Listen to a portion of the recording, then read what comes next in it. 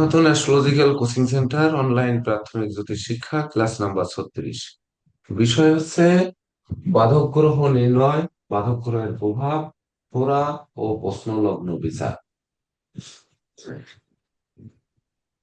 যদিও প্রশ্ন লগ্ন বিচার সেটি হচ্ছে আপনাদের বিচার করতে হবে এবং শিখতে হবে, আমরা সূত্র দেখিয়ে দেব। তো সেক্ষেত্রে প্রথম হচ্ছে আমাদের বাধক গ্রহ। তো বাধক গ্রহ কি আমাদের এটি জানতে হবে। বাধক গ্রহ মূলত হচ্ছে লগ্ন সাপেক্ষে ভিন্ন ভিন্ন প্রকার হয়ে থাকে। তো এই যে লগ্ন সাপেক্ষে যে গ্রহগুলো বাধক হয়, সেই গ্রহগুলো সাধারণত আমরা যেগুলো গ্রন্থে পাই যে কর্মে বাধা হয়, অনেক সময় শিক্ষায় বাধা হয়, অনেক সময় মানসিক বিপর্যয় হয়, অনেক সময় আইনি জটিলতা হয়, অনেক সময় দেখা যাচ্ছে স্বাস্থ্য বিভ্রাট দেখা দেয়, তারপরে সাফল্যে বিভিন্ন রকম সফলতায় বাধা দেয়। তাছাড়া অযাচিত ঝুট ঝামেলা এগুলো কিন্তু বাধক গ্রহের কারণে হয়। সেই সঙ্গে বিশেষ করে অপরের ধন সম্পদ সম্পত্তি নিয়ে বিশেষ করে বিপর্যস্ত বহু রকম, মানে বাধক বলতে আমাদের বাধা পড়বে, সেই গ্রহ বাধা দেবে। তো সেটি লগ্ন সাপেক্ষে বিশেষ করে আমাদের যে 12টা ভাব রয়েছে, ভাবে যে জিনিসগুলো রয়েছে আপনারা লিখেছিলেন, সেই জিনিসগুলো সেই কর্মগুলো বা সেই কার্যকলাপে বাধা সৃষ্টি করে। তাহলে যদি বাধা সৃষ্টি করে তাহলে একটি প্রশ্ন কিন্তু এখানে থেকে যায় যে বাধক গ্রহ তো বাধা সৃষ্টি করবে, তাহলে রোগ ব্যাধি কি আসতে বাধা সৃষ্টি করবে, না রোগ ব্যাধি আসলে যেতে বাধা পাবে? ধরেন আমাদের একটি দুরারোগ্য রোগ বাধক গ্রহের কারণে হলো, সেই রোগটি কি শরীরে আসতে পারবে না, শরীরে ইমিউনিটির শক্তি বাড়াবে ওই বাধক গ্রহ, না রোগ আসলে আর রোগটি ছেড়ে যেতে পারবে না সেই ধরনের বাধা সৃষ্টি করবে? এটি কিন্তু বুঝতে হবে। বিশেষ করে আমাদের যদি রিপুভাব বাধক কখন হয়, যদি হয় তাহলে রিপুভাব বাধকের কথা বলা হয়নি, কিন্তু রিপুভাবের রোগগুলো ওই বাধক গ্রহ যদি রিপুভাবে থাকে তাহলে রোগ আসলে সেই রোগ ব্যাধিগুলো সহজে ছেড়ে যেতে চায় না। তো রিপুভাবে কিভাবে যায়, প্রথমে আপনারা একটু লিখে নেন, এটা লিখে নেওয়া ভালো। তা হচ্ছে যদি বলি যে মেষ লগ্ন, কর্কট লগ্ন, মেষ কর্কট, তুলা মকর, তুলা লগ্ন, মকর লগ্ন, এই 4টি লগ্নের হচ্ছে একাদশে যে গ্রহ থাকবে বা একাদশ ভাবপতি হচ্ছে বাধক। যেমন মেষ লগ্নের একাদশপতি শনি, এবার দশমপতিও তো শনি, তাহলে মেষ লগ্নের একাদশপতি হচ্ছে শনি বাধক, দশমপতি শনি বাধক নয়, কিন্তু দুটি তো একই গ্রহ। তাহলে লিখতে হবে মেষ, কর্কট, তুলা এবং মকর, এই 4টি লগ্নের যদি জাতক জাতিকা হয়, তার একাদশ গৃহ যেটি, সেই ঘরের অধিপতি গ্রহ বাধক হবে, বা একাদশে যে গ্রহ থাকবে সেই গ্রহ বাধক হবে। যেমন মকর লগ্ন যদি হয় তাহলে একাদশে বৃশ্চিকের অধিপতি মঙ্গল, বৃশ্চিকের অধিপতি মঙ্গল হচ্ছে বাধক হবে। এইবার মঙ্গল যদি ধরেন এই লগ্নের মকর লগ্নের ষষ্ঠে অবস্থান করে, তখন কিন্তু যে কথা বললাম যে রোগ আসবে, আসতে বাধা সৃষ্টি করবে নাকি আসলে সে তার বাড়ি যেতে বাধা সৃষ্টি করবে, মানে আপনাকে মুক্ত করতে সহযোগিতা করবে। এটি হচ্ছে কিন্তু টেকনিক। যেহেতু এর সঙ্গে প্রশ্ন লগ্ন বিচার রয়েছে, হোরা বিচার রয়েছে, এই বিচারও কিন্তু একই সঙ্গে শিখে যেতে হবে। এটি আপনাদের জেকে দেব স্যার আরো সুন্দরভাবে বুঝাবেন আশা করি। তো আপনারা লিখেছেন যে মেষ, কর্কট, তুলা এবং মকর, এই 4টি লগ্নের একাদশ ভাব হচ্ছে বাধক। তাহলে এই 4টিকে আমরা মুছে ফেলি, মুছে ফেলে এইবার যাব আমরা, অবশ্য না মুছেও লেখা যেত। তারপরে আমরা লিখি বৃষ লগ্ন, বৃষের সঙ্গে সিংহ লগ্ন, মানে দুটো গ্যাপ দিয়ে দিই, 1 2, তারপরে বৃশ্চিক লগ্ন, 1 2 বাদ দিলাম কুম্ভ লগ্ন। এই 4টি লগ্ন যে রয়েছে এদের কিন্তু আবার নবম ভাব হচ্ছে বাধক। এটা কিন্তু মনে রাখতে হবে, সারা জীবনের জন্য মনে রাখতে হবে। বৃষ লগ্ন, সিংহ লগ্ন, বৃশ্চিক লগ্ন এবং কুম্ভ লগ্ন, এই লগ্নগুলোতে নবম ভাব হচ্ছে বাধক। যেমন বৃষ লগ্নের নবম ভাব হচ্ছে মকর, মকরের অধিপতি শনি, শনি বাধক। যে গৃহে থাকবে সেই ভাবকে বাধা সৃষ্টি করবে। একটা উদাহরণ একটু ফাঁকে দেখে যান। যেমন আজকের লগ্ন আছে মিন, ও আমরা পরের ধাপ লিখি। এইবার হচ্ছে মিথুন কন্যা, অন্যকালে দিয়ে লিখি, না মুছে। মিথুন, এই হচ্ছে কন্যা, লাল কালিগুলো খেয়াল করেন, ধনু, আর হচ্ছে এই মীন। এই লগ্নগুলোর হচ্ছে বাধক সপ্তম গৃহ বাধক, সপ্তম পতি বাধক। তাহলে এখানে যদি দেখি আমরা মীন লগ্নের সপ্তম পতি বাধক, তাহলে সপ্তম পতি কোথায় আছে দেখেন, দ্বাদশে আছে, ব্যয়ের ঘরে। এখান থেকে বুঝতে হবে যে সপ্তম প্রতিবাধক যেহেতু মীন লগ্নের, সপ্তম প্রতি দ্বাদশে অবস্থান করেছে, ফলাদেশ আপনাদের করতে হবে। দ্বাদশ ভাব থেকে আমরা কি বিচার করি? যেমন মোক্ষ বিচার করি, যেমন বন্ধি দশা বিচার করি, মামলা মোকদ্দমা, রাজদণ্ড, তারপরে ভ্রমণে নিষ্ফল, চোখের মানে নিদ্রাহীনতা, তারপরে দাম্পত্য বিচ্ছেদ, অযাচিত ব্যয়, তারপরে হচ্ছে উম ধার কর্জ ঋণ, এই যে দিকগুলো বিচার করি। তাহলে এই ধার কর্জ ঋণ আসতে কি হতে বাধা সৃষ্টি করবে, না হওয়ায় সেগুলো আর মুক্তি হবে না? আমার প্রশ্ন কিন্তু একটি, সবার অনুধাবন করতে হবে। যে ধরেন আপনারা ঋণ নেবেন না, ঋণ এসে সাধছে যে আপনি কিছু ঋণ নিন, নিয়ে আপনার ব্যবসা বাণিজ্য বড় করুন, বা আপনি যাই হোক আপনার ক্ষেত খামারিতে চাষাবাদ বড় করুন, এর জন্য ঋণ দেওয়ার জন্য আপনাকে সাধলেন, বা আপনি নিলেন। নেওয়ার পরে সেই ঋণ কি সহজে শোধ হবে, না ওই ঋণের সুদে সুদে বাড়বে? যেহেতু বাধক পতি, মীন লগ্নের বাধক পতি কিনা দ্বাদশে অবস্থান করছে ব্যয়ের গৃহে, তাহলে কি হবে? নাকি সপ্তম ভাব, সপ্তম পতি বুধ, বুধ হচ্ছে বাধক, সে দ্বাদশে অবস্থান করছে, তাহলে এই বুধ সপ্তম ভাবে যে মনের অভিলাষ, সপ্তম ভাবে দাম্পত্য জীবন, সপ্তম ভাব থেকে যে অংশীদারি ব্যবসা বাণিজ্য, সপ্তম ভাব থেকে আনন্দ, সপ্তম ভাব থেকে যে কামনা বাসনা কাম বৃত্তি, তারপরে হচ্ছে সপ্তম ভাব থেকে সহযোগী, তারপর প্রজনন সক্ষমতা, এমনকি বাড়ি গাড়ি, সন্তানও অনেক সময় সপ্তম ঘর থেকে বিচার করা হয়, কারণ জীবন সঙ্গী সন্তান না দিলে কিভাবে হবে? বিবাহ না হলে সন্তান হবে কি? এটিও কিন্তু রয়েছে। তাহলে এই যে দিকগুলো রয়েছে, বা প্রেম প্রণয়, সেই দিকগুলোতে কি বাধা সৃষ্টি করবে কিনা, এটি আপনাদের বিচার করতে হবে। তাহলে বাধকে বলা হয়েছে যে আমাদের বাধক গ্রহ সাধারণত কর্মে বাধা দেয়। এক কথায় বলে যে বাধক গ্রহ কর্মে বাধা দেয়। তাহলে বাধক গ্রহ যদি কর্মভাবে না থাকে, তাহলে কর্মে বাধা দেবে কেন? প্রশ্ন আর একটি বেরিয়ে গেল না? বাধক গ্রহ যদি মানসিক বিপর্যয় ঘটে, তাহলে মানসিক বাধক গ্রহ যদি লগ্নে না থাকে, তাহলে মানসিক বিপর্যয় কেন ঘটাবে? মনোকষ্ট, মনোচঞ্চলতা, মনোবিঘ্নতা তো লগ্ন থেকে বিচার করা হয়। আবার বাধক গ্রহ আইনি জটিলতায় ফেলবে। বাধক গ্রহ যদি অষ্টমে না থাকে, তাহলে আইনি জটিলতায় ফেলবে কেন? আবার বাধক গ্রহ স্বাস্থ্য বিভ্রাট ঘটায়, যদি ষষ্ঠে না থাকে তাহলে স্বাস্থ্য বিভ্রাট ঘটাবে কেন? আবার সাফল্যে বাধা সৃষ্টি করবে, তাহলে দ্বিতীয়, নবম, দশম, একাদশে যদি বাধক গ্রহ থেকে থাকে, তাহলে কি তার সাফল্যে বাধা সৃষ্টি করবে, নাকি ধরেন ষষ্ঠ, অষ্টম, দ্বাদশে থাকলে বাধা সৃষ্টি করবে? কোনটা করবে? এটি কিন্তু আপনাদের বুঝতে হবে। তারপরে অযাচিত ব্যয়, সেটি এই যে বাধক গ্রহ দ্বাদশে অবস্থান করেছে, অযাচিত ব্যয় হবে। তাহলে অযাচিত ব্যয় হবে, সে যদি ধনভাবে থাকে, তাহলে কি অযাচিত ব্যয় হবে?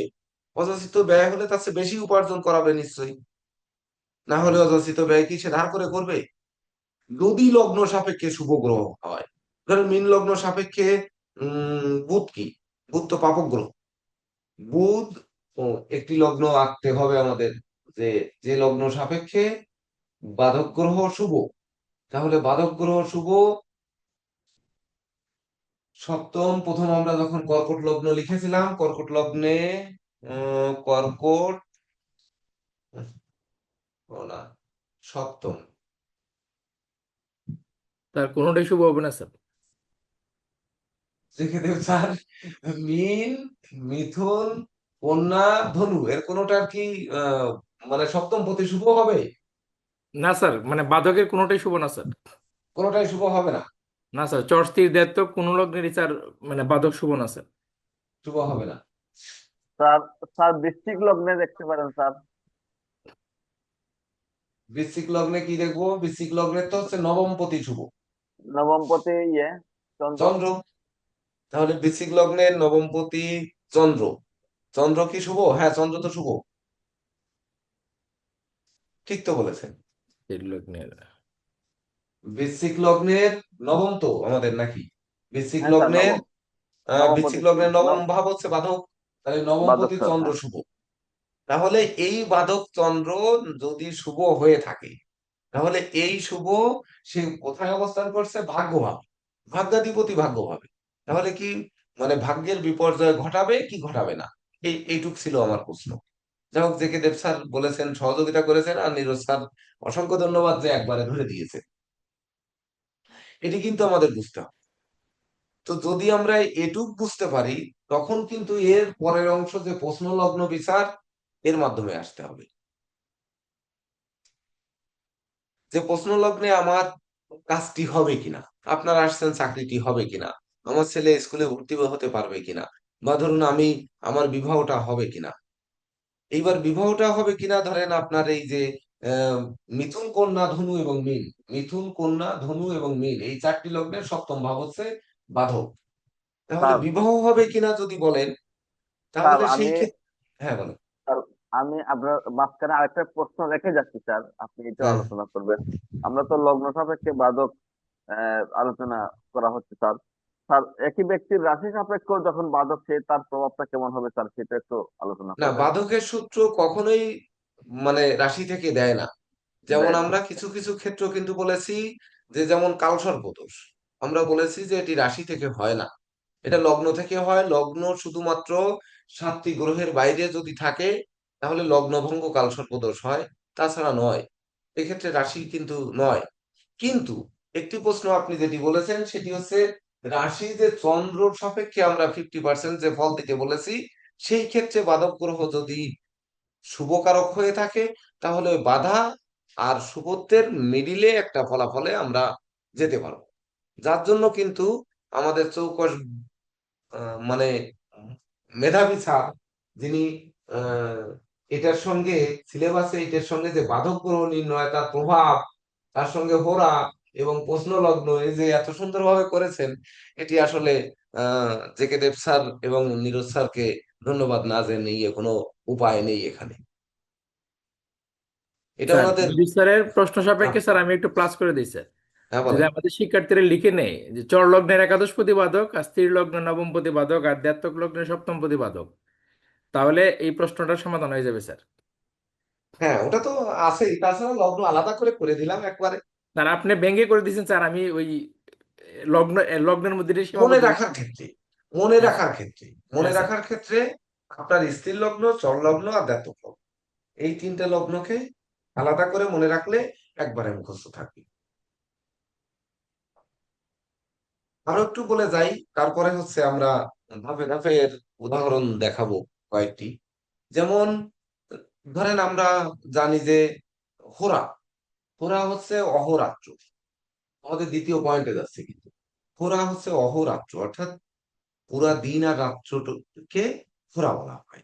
অহর হচ্ছে ও, আর রাত্রির হচ্ছে রাত। মানে অহ হচ্ছে দিন, আর রাত্র হচ্ছে রাত। তো এই অহরাত্র, অহরাত্রের মধ্যে আমরা সাধারণত এটি কিন্তু বারকে দিয়ে বুঝি। মানে আমাদের কি বার সেই হোরা। এটাও একেবারে সহজ, মানে কোনো কিছুই কঠিন নয়। তো বার অনুযায়ী আমরা জানি যে বার অনুযায়ী গ্রহ, যেমন ধরেন রবিবার, রবির হোরা, বৃহস্পতিবার বৃহস্পতির হোরা, শুক্রবার শুক্রের হোরা, হচ্ছে সোমবার চন্দ্রের হোরা, তারপর শনিবার শনির হোরা, মঙ্গলবার মঙ্গলের হোরা। তাহলে এইখানে কিন্তু একটি কথা থেকে যায় যে বার অনুযায়ী হোরা, হোরা দুই ভাগে বিভক্ত, 15 ডিগ্রি 15 ডিগ্রি 30 ডিগ্রি। এটাও একটু মনে রাখতে হবে। একটি রাশি 30 ডিগ্রি, তার 15 ডিগ্রি হচ্ছে প্রথম হোরা, আর পরের 15 ডিগ্রি হচ্ছে দ্বিতীয় হোরা। তাহলে কখন সেটি শুরু, সেই ঘোরার শুরু কখন আর শেষ কখন, এটিও একটু নোট করে নিতে পারেন, তারপরে আমরা বিচারের দিকে যাই। যেমন রবিবারে রবির ঘোরা, যদি বলি শুক্রবারে শুক্রের ঘোরা, আমি তো বলেছি। বুধবারে বুধের ঘোরা, আবার সোমবারে চন্দ্রের ঘোরা, এরকম বার অনুযায়ী তো গ্রহ আমরা জানি। তাহলে এখানে আমাদের আসতে হবে যে কোন হোরাটি আগে আর কোন হোরাটি পরে। জেকে দেব স্যারের শর্টকাট কিছু আছে? স্যার আমি একটু বলি স্যার। সম বলেন। বিষম দিয়ে স্যার এটা ভেঙে দেওয়া হয়েছে। বিষম রাশির ক্ষেত্রে প্রথম 15 ডিগ্রি আর সম রাশির ক্ষেত্রে প্রথম 15 ডিগ্রি। হ্যাঁ, হ্যাঁ, হ্যাঁ, সুন্দর। হ্যাঁ, নীরজ স্যার কি ভেঙে দিতে চেয়েছিলেন? না, আমি বলতে চাইছিলাম যে একটা তো হচ্ছে যে আমাদের জন্মকালীন জন্মকালীন যে লগ্নের যে হুরা, হ্যাঁ, কোন হ্যাঁ, হুরার জন্য। তাছাড়া দিনের যে একটা হুরা, অহরাত্র যেটা বললেন স্যার, প্রতি হ্যাঁ, হ্যাঁ, ঘন্টায় একটা হুরা। তো যেদিন যে বারে জন্ম হবে সেদিন তার সেই বার অনুযায়ী তার প্রথম হুরাটা সেই বারের হবে। তার পরবর্তী হুরাটা হবে ওই বার থেকে ষষ্ঠ গ্রহ যে তার পরবর্তী হুরা হবে। এইভাবে স্যার অহরাত্র গণনা করা হয়। হ্যাঁ, হবে। ঘন্টাটা ওই 15 ডিগ্রি ধরলেও তাই হবে, একই জিনিসই হবে। এটা হিসাব করে দেখিনি স্যার, এটা দেখতে হবে। 15 ডিগ্রি ধরলেও সেই একই জিনিসই হবে। আপনার ওই জিনিস ঘুরিয়ে ফিরে যেটা ধরবেন ওই একই জিনিসই হবে। তো এইবার মেষ, মিথুন, সিংহ, তুলা, ধনু এবং মীন, ওই সরি, কুম্ভ, এই যে 6টা লগ্ন, এই 6টা লগ্নের প্রথম 15 ডিগ্রি হচ্ছে রবির ঘোরা, আর শেষ 15 ডিগ্রি হচ্ছে চন্দ্রের ঘোরা।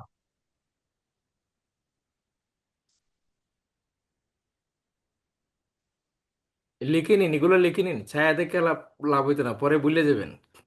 সবাই লিখে নিন এগুলা। এই লাল কালি দেওয়া মেষ, মিথুন, সিংহ, তুলা, ধনু আর কুম্ভ, এই কয়টা লগ্ন প্রথম শুরু হচ্ছে রবির ঘোরা, আর শেষ 15 ডিগ্রি হচ্ছে চন্দ্রের ঘোরা। লিখে নিন এই কয়টা। আর বাকি যে 6টা রয়েছে, বাকি 6টা লগ্ন, সেই 6টা লগ্নে উল্টায় দেবেন প্রথম রবি। তাহলে এবার প্রথম দেবেন পরেরটায় চন্দ্রের ঘোরা, তার পরের 15 ডিগ্রি হচ্ছে রবির ঘোরা। হয়েছে? লেখা হয়েছে? জি স্যার, বুঝতেছি।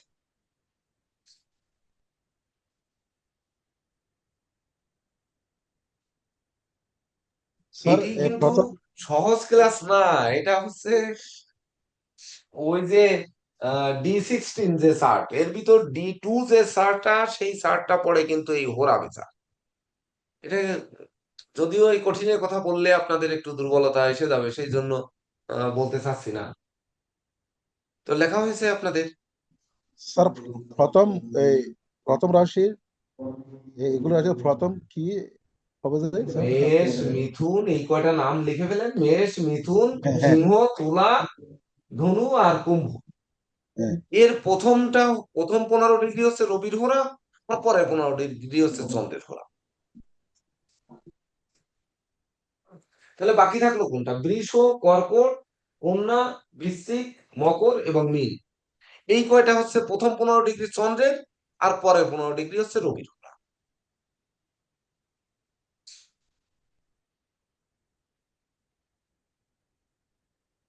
12টা রাশির মানে 12টা লগ্নের প্রথম একটা বাদে একটা 6টা লিখে যাবেন, পরে পরের 6টা গ্যাপে গ্যাপে লিখে যে আপনারা শুধু। বেসিকে যে ক্লাস মানে করছেন, যেমন বিষম রাশি, সম রাশি, যুগ্ম রাশি, অযুগ্ম রাশি, হুম, ওইভাবে আপনারা হচ্ছে পরবর্তীতে মিলাই নেবেন।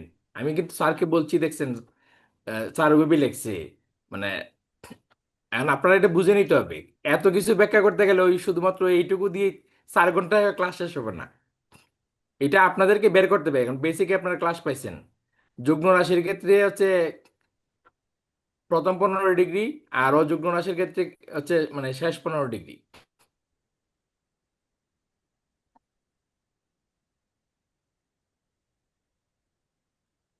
জেকে দেব স্যার, আলাদা তাহলে আলাদা ক্লাস ওনার নেওয়া আহ, বিষয়ের ভিত্তিক এই কারণে হয়েছে। বাদক নিয়ে আপনি কিছু বলেন তাহলে, বাদক আর হোরা নিয়ে, যদিও আপনি আগে বলেছেন তারপরেও একটু বলেন। বাদক গ্রহ হচ্ছে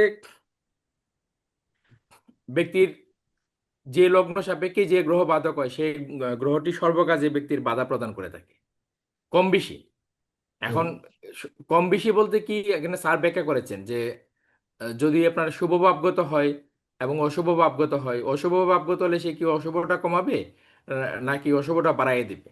তো এখানে হচ্ছে যেহেতু বাধা প্রদান করে সেক্ষেত্রে এই জিনিসটা আপনাদেরকে বিচার করে দেখতে হবে যে শুভ এবং অশুভ এইটা কোন জায়গায় কি করবে।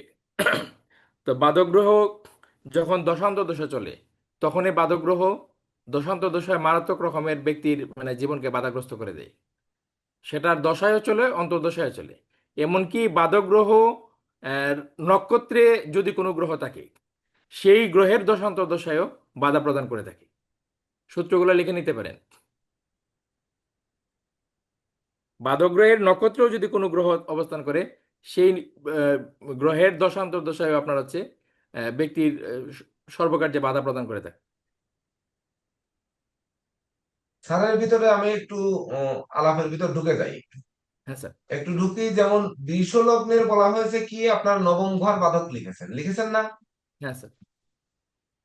নাকি? বৃষ লগ্নে কি লিখেছেন বলেন? নবমপতি স্যার নবম বাদক, ঘর স্থির বাদক লগ্নে লিখেছেন না, নবমপতি বাদক। নবমপতি হুম। কি বলেন? হ্যাঁ স্যার। কেউ বলবেন না নাকি? জি স্যার, নবম বৃষ, প্রতিপাদক। সিংহ, বৃশ্চিক আর কুম্ভ আপনারা কি নবম ভাব বাদক লিখেছেন না? জি স্যার। তাহলে বৃষ লগ্নের শনি কি?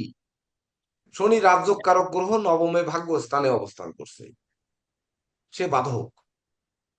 এইবার ধরে নিলাম আমি বাধক, তাহলে রাজযোগকারী গ্রহ ভাগ্যের বাধা সৃষ্টি করবে, এই তো। তাহলে ভাগ্যাধিপতি ভাগ্য স্থানে সে কি দেবে তাহলে? এটি হচ্ছে আমার আলাদা প্রশ্ন। স্যার এটাই স্যার জ্যোতিষের সূক্ষ্ম বিচার স্যার। বিশ্বলগ্নের একমাত্র রাজ্যকারক গ্রহ হ্যাঁ, শনি সে ভাগ্যপতি হ্যাঁ, ভাগ্যস্থানে বসে আছে। হ্যাঁ, ভাগ্যপতি ভাগ্যস্থানে বসে আছে, আমরা স্বাভাবিক যদি বিচার করি যে এর চেয়ে বড় আগে সে তাকে রাজা বানাই দিবে।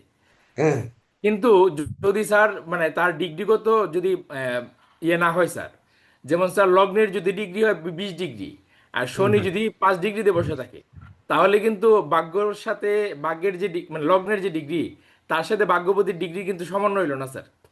এখানে ভাব হ্যাঁ, আরম্ভ পেয়ে গেছে ডিগ্রি, বাপসন দিতে হলো না স্যার। বাপসন দিতে না হওয়ার কারণে স্যার কম বেশি ভাগ্যগণনে বাধা দিবে, বাধা দিয়ে স্যার শনির যে কারকতা বিলম্বে ভাগ্যের উদয়, সেই হ্যাঁ, হ্যাঁ। বিলম্বে ভাগ্যের উদয় ঘটাবে স্যার। কাজেই আমরা সহজ প্রেডিকশন যদি করে দিই যে আপনি সমস্ত ক্ষেত্রে ভাগ্যের সহায়তা পাবেন, তাহলে পাবে না স্যার সে। হ্যাঁ। তাহলে আবার যেহেতু স্যার ভাগ্যাধিপতি, শনি হ্যাঁ, দশমপতিও স্যার, ডিগ্রি পর্যায়ে তো সেক্ষেত্রে আমরা এখনো শিখে পারিনি, এটা তো ধরেন আমরা একটু আপার লেভেলে যখন অন্য না ক্লাসে স্যার যাবো আমি তখন বিচারের আমরা। ধারাটা একটু বললাম আর কি স্যার, যে হ্যাঁ, এটা হ্যাঁ, হ্যাঁ। হইতে পারে। কিন্তু সাধারণভাবে কি বলবে যে বৃষ লগ্নের ভাগ্যাধিপতি ভাগ্য পাবে। তাহলে এইটা কিন্তু কেন বলতেছি, এই খুঁজে বের করতেছি কিন্তু ওই প্রশ্ন বিচার করার ক্ষেত্রে। ধরেন এই বৃষ লগ্নের ব্যক্তি, তার ভাগ্যভাবে শনি বসে আছে, সেই ব্যক্তি আপনার কাছে এসে বলল যে আমার ভাগ্য বিপর্যয় কবে যাবে, আমার সাফল্য কবে হবে, আমার কর্মের বাধা কবে যাবে। এইবার দশা অন্তর্দশায় বাধা হয়, ধরে রাখেন শনির দশায় শনির অন্তর, শনির দশায় শনির অন্তর চলছে, তখনই বয়স আপনার 30 বছর, আপনার তখনই কর্ম পাওয়ার সময়। শনির দশায় শনির অন্তর সমান সমান আপনি ফল লিখবেন। তাহলে আপনি লিখতে গেলে তো লিখবেন যে লগ্ন সাপেক্ষে শনি রাজ্যকারক গ্রহ, সেই শনি তার ভাগ্যভাবে বসে আছে। তাহলে শনির দশায় শনির অন্তর্দশায় ভাগ্যের উন্নতি ঘটবে, ধর্মের প্রতি মন আকৃষ্ট থাকবে, তীর্থ ভ্রমণ হবে। তারপরে হচ্ছে সে ধরেন কি কি হবে, পূর্বজন্মের কর্মফল পাবে, সে দেশ বিদেশ ভ্রমণ করবে, এমনকি সে কর্মপতি ভাগ্য পাবে। তাহলে কর্মের, সে তো কর্মপতিও, তাহলে কর্মভাগ্যপতি সেই রাজ্যকারক গ্রহ, তাহলে কর্ম সে পাবে। তাহলে বাধকের মূল্য কত অংশ? আমার কথা হচ্ছে বাধকের অংশটা কত কত পার্সেন্ট? বৃশ্চিক লগ্নের যদি লিখে থাকেন যে বৃশ্চিক লগ্নের সপ্তম পতি চন্দ্র সোয়া 2 দিন মাত্র এক গৃহে থাকে, সে শুভ কারক গ্রহ। তাহলে ভাগ্যপতি চন্দ্র শুভ, সে ভাগ্যাধিপতি, ভাগ্যভাবে বসে আছে কর্কটে। ধরে রাখেন এইবার কর্কটে পুনর্বসু নক্ষত্রে বসে আছে বৃহস্পতির নক্ষত্রে। তাহলে বৃশ্চিক লগ্নের বৃহস্পতি কি হবে? আমাদের বৃশ্চিক লগ্নের দেখতে হবে বৃহস্পতি, বৃশ্চিক লগ্নের জন্য কিন্তু বৃহস্পতি শুভ কারক গ্রহ নাকি? বৃশ্চিক লগ্নে কি বৃহস্পতি কি? একটু চাঙ্গা হ্যাঁ, হন, শুভ আপনারা মানে একটু চাঙ্গা হন। শুভ স্যার, শুভ সকালে স্যার। মনে হয় শুভ মানে ব্রেকফাস্ট না বুঝে করে গেছি। ক্লাসে আসছে। বৃশ্চিক লগ্নের ক্ষেত্রে ধনপতি পঞ্চমপতি বৃহস্পতি কি? আর শুভ গ্রহ, হ্যাঁ, শুভ গ্রহ। বৃহস্পতি তাহলে শুভ এবার গ্রহ। বৃহস্পতির নক্ষত্রে যদি চন্দ্র থাকে, চন্দ্র যদি পুনর্বসু নক্ষত্রে 3 ডিগ্রি 20 মিনিট হচ্ছে কর্কটে পড়েছে, তাহলে ওই কর্কটের যদি চন্দ্র থাকে, তাহলে চন্দ্রের দশায় চন্দ্রের অন্তর কি লিখবে বলেন, এবার লেখেন। এই চন্দ্র আছে হচ্ছে আপনার 2 ডিগ্রিতে, ধরে 2 ডিগ্রি 0 মিনিট। তাহলে ইনার চন্দ্রের দশায় চন্দ্রের অন্তর কি লিখবেন? এখানে কি বাধকের ভাগ্য বিপর্যয় লিখবেন, না ভাগ্যের কিছু ভালো কিছু আসবে? চন্দ্র যেমন শুভকারক গ্রহ, তেমনি কিন্তু চন্দ্র বৃহস্পতির নক্ষত্রে আছে, সেও শুভ। তাহলে আপনি বলবেন না যে তার ধনাগমন হবে, যেহেতু ধনপতি, তাহলে ধনাগমন হবে বা আর্থিক বিপর্যয় কাটবে। তারপরে চন্দ্রের দশায় আপনি, চন্দ্রের অন্তর্দশায় আপনি বলবেন না যে বিদ্যায় যদি বাধা থাকে তাহলে বিদ্যার বাধা কাটবে, যদি পিতৃধন সম্পদ সম্পত্তি প্রাপ্তিতে বাধা থাকে সেটি পাবে, এমনকি গুরু কৃপা সে পাবে, যেহেতু গুরুর নক্ষত্রে পঞ্চম ভাবও গুরু বিচার করা হয়, গুরু শিক্ষক এগুলো নবম ঘরেও যেমন বিচার করা হয়, পঞ্চম ভাব পিতামাতা বিচার যখনই করা হয় ওখানেই গুরু চলে আসে, প্রথম শিক্ষা গুরু পিতামাতাই হয়। তখন কি করবেন? সেই বৃহস্পতির নক্ষত্রে আবার ধরেন এখানে বৃহস্পতি যুক্ত হয়ে বসে আছে, বৃহস্পতির নক্ষত্রে তুঙ্গস্থ হয়ে বসে আছে। দেন ফল দেন এবার। এই বৃহস্পতি 3 ডিগ্রিতে আছে, দেখে দেব স্যার, দিয়ে দেন ফল। স্যার চন্দ্রের এবার বলতে দশায় বিষয়টা চন্দ্রের অন্তর কি লিখবে? আর এই জায়গায় শনির দশায়, শনি ধরেন রবির নক্ষত্রে বসে যদি থাকে, তাহলে রবির নক্ষত্রে বসে থাকলে সে তার শত্রু নক্ষত্রে থাকতেছে। বৃষ লগ্নের চতুর্থপতি রবি, তাহলে বৃষ লগ্নের চতুর্থপতি রবি হচ্ছে বৃষ লগ্ন সাপেক্ষে শুভ। তাহলে রবির নক্ষত্রে বসে থাকলে তো সে তার শত্রুর সঙ্গে বসে আছে। চন্দ্রের শ্রবণায় যদি থাকে তাহলে চন্দ্রের নক্ষত্রে থাকলেও সে শত্রুর নক্ষত্রে থাকছে। বৃষ লগ্ন সাপেক্ষে চন্দ্র পাপ এবং সে শত্রু নক্ষত্র, মানে শনির শত্রু। আর মঙ্গলও তো শনির শত্রু, রবি চন্দ্র মঙ্গল তিনজনই শনির শত্রু। তাহলে সে শত্রু ব্যতি রেখে তো নেই সে। তাহলে মঙ্গলের নক্ষত্রে যদি শনি থাকে, তাহলে তার জমি জমা বিষলগ্নের ক্ষেত্রে সপ্তম এবং দ্বাদশপতি। যদি সে প্রশ্ন করে যে আমার জমি জমা চলে যাবে কিনা, আমি জমি কিনতে পারবো কিনা, যেমন গতকালকে আমাকে ফোন করেছিলেন আমাদের এই, ওই তিনি গেলেন কই, ও রত্নবাহু বলরাম বাবু, ধরেন উনি একটি কাজ করবেন, বলছেন আমার এই তারিখে কি শুভ কিনা। আগামীকালকে যে ক্লাসটি হবে আমাদের শনিবার, ওই নতুন ব্যাচকে নিয়ে আমাদের যে টিউটোরিয়াল ক্লাসটা, যেটা ওই ক্লাসটায় আমি এগুলো একটু আলোচনা করব আশা করি, যে আমি এই কাজটি করব কিনা। কিন্তু আজকে যদিও সেই মূল অংশ করছি না এখানে আলোচনা, কিন্তু তার মধ্যেই কিন্তু পড়ছে এই কাজটি আমার হবে কিনা। তাহলে মঙ্গলের নক্ষত্রে বসে আছে, যদি শনি মঙ্গলের নক্ষত্রে থেকে থাকে তাহলে আপনার শুভ কি দেবে, আর হচ্ছে চন্দ্রের নক্ষত্রে থাকলে কি শুভ দেবে, আর রবির নক্ষত্রে থাকলে শনির দশায় শনির অন্তর্দশায় কি হবে। আমরা কিন্তু বলেছি সবসময় আলাদা আলাদা করে নক্ষত্র অনুযায়ী আপনাদের এই ব্যাচকেই শুধুমাত্র নক্ষত্র অনুযায়ী আলাদা আলাদা করে শিক্ষা দেওয়ার প্রচলন চালু করেছি, কারণ আপনাদের পেয়ে আমরা খুশি তাই। না হলে প্রাথমিক ব্যাচে আমরা এত চাপ দিতাম না আপনাদের। দেখে দেব স্যার, তাহলে এই দুইটা লগ্নের শনির দশায় শনির অন্তর নক্ষত্র অনুযায়ী, এখানে তো বৃহস্পতির নক্ষত্র, এটা হয়ে গেল। যদি বৃহস্পতির নক্ষত্র না হয়ে যদি পুষ্যা নক্ষত্র শনির নক্ষত্র হয়, তাহলে ফল কি হবে? আর যদি অশ্লেষা নক্ষত্র বুধের নক্ষত্র হয়, তাহলে ফল কি হবে? আপনারা ফল নেবেন না প্রযুক্তি নেবেন, কোনটা নেবেন?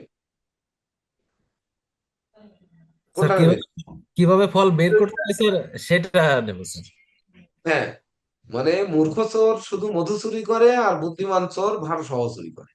তার মানে প্রযুক্তি নেব। তাহলে প্রযুক্তি যদি নিতে হয় তাহলে আমাদের দেখতে হবে কি?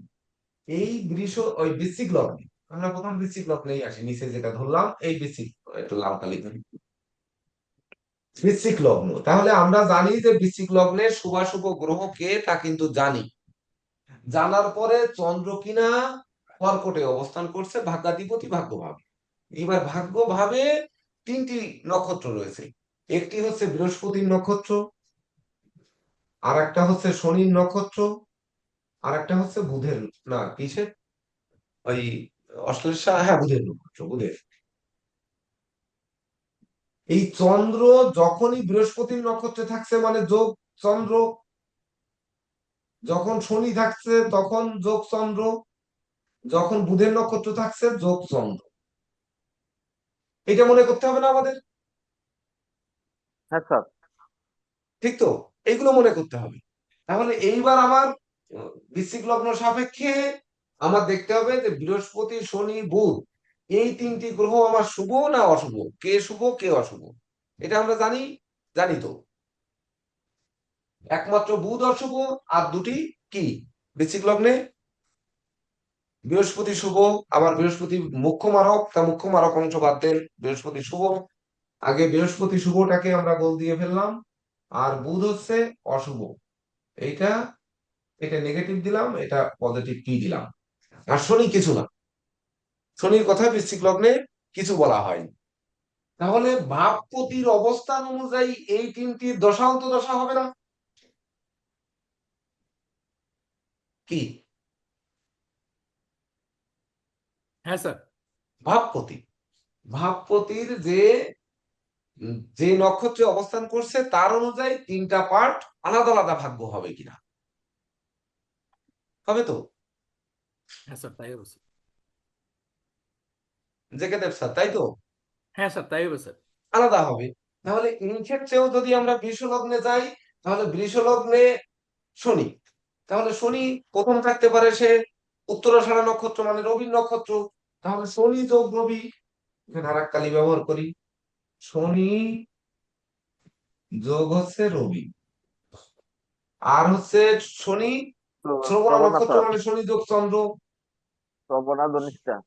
শনি যোগ চন্দ্র। আর একটা হচ্ছে মঙ্গলের নক্ষত্র মানে শনি, মঙ্গলের নক্ষত্রটার নাম কি? রবিচন্দ্র ধনিষ্ঠা। ধনিষ্ঠা মঙ্গল স্যার। আছে, ধনিষ্ঠা নক্ষত্র। তাহলে এই তিনটি নক্ষত্রে থাকলে বিষলগ্ন সাপেক্ষে শনি রাজ্যকারক গ্রহ, কিন্তু রবি চন্দ্র মঙ্গল কি বৃষলগ্নে? রবি চন্দ্র মঙ্গল কি বৃষলগ্নে? স্যার রবি তো নির্দিষ্ট তত্ত্ববতী শুভ, কিন্তু হ্যাঁ, চন্দ্রমঙ্গল তো স্যার, চন্দ্র হচ্ছে সম্বন্ধে কিছু বলা হয়নি, কিন্তু মঙ্গল হ্যাঁ, হচ্ছে মারক গ্রহ, ইয়ে স্যার পাপ শুভ গ্রহ স্যার। মানে পজিটিভ দিলাম, চন্দ্র সম্পর্কে কিছু বলা হয়নি, মঙ্গল হচ্ছে মারক মানে নেগেটিভ দিলাম, এই। হ্যাঁ স্যার। আর চন্দ্র কিছু বলা হয়নি। তাহলে না এই স্যার। ফল তিনটি যদি আমরা দিয়ে দেই তাহলে আপনাদের মনে থাকবে না, কিন্তু এভাবে যদি লিখে নেন তাহলে কিন্তু আপনাদের মনে গেঁথে যাবে যে আমাদের এখানের শুধু একটি গ্রহ নয়, ওর সঙ্গে আর যে তিনটি নক্ষত্র, ওই নক্ষত্রের কেউ না কেউ যুক্ত আছে। যুক্ত না থাকলে তো আর আমরা এই প্ল্যানেটের ডাইনে নক্ষত্র সংখ্যা লিখি না, লিখেছি তো নক্ষত্র আছে। এইবার বাধক করেও বাধকে বসাবো, এই জায়গায় একটু জেকে দেব স্যার ভালো করে ব্যাখ্যা দিয়ে দেন, ওনাদের মনে এখনো ভীতি রয়ে গেছে।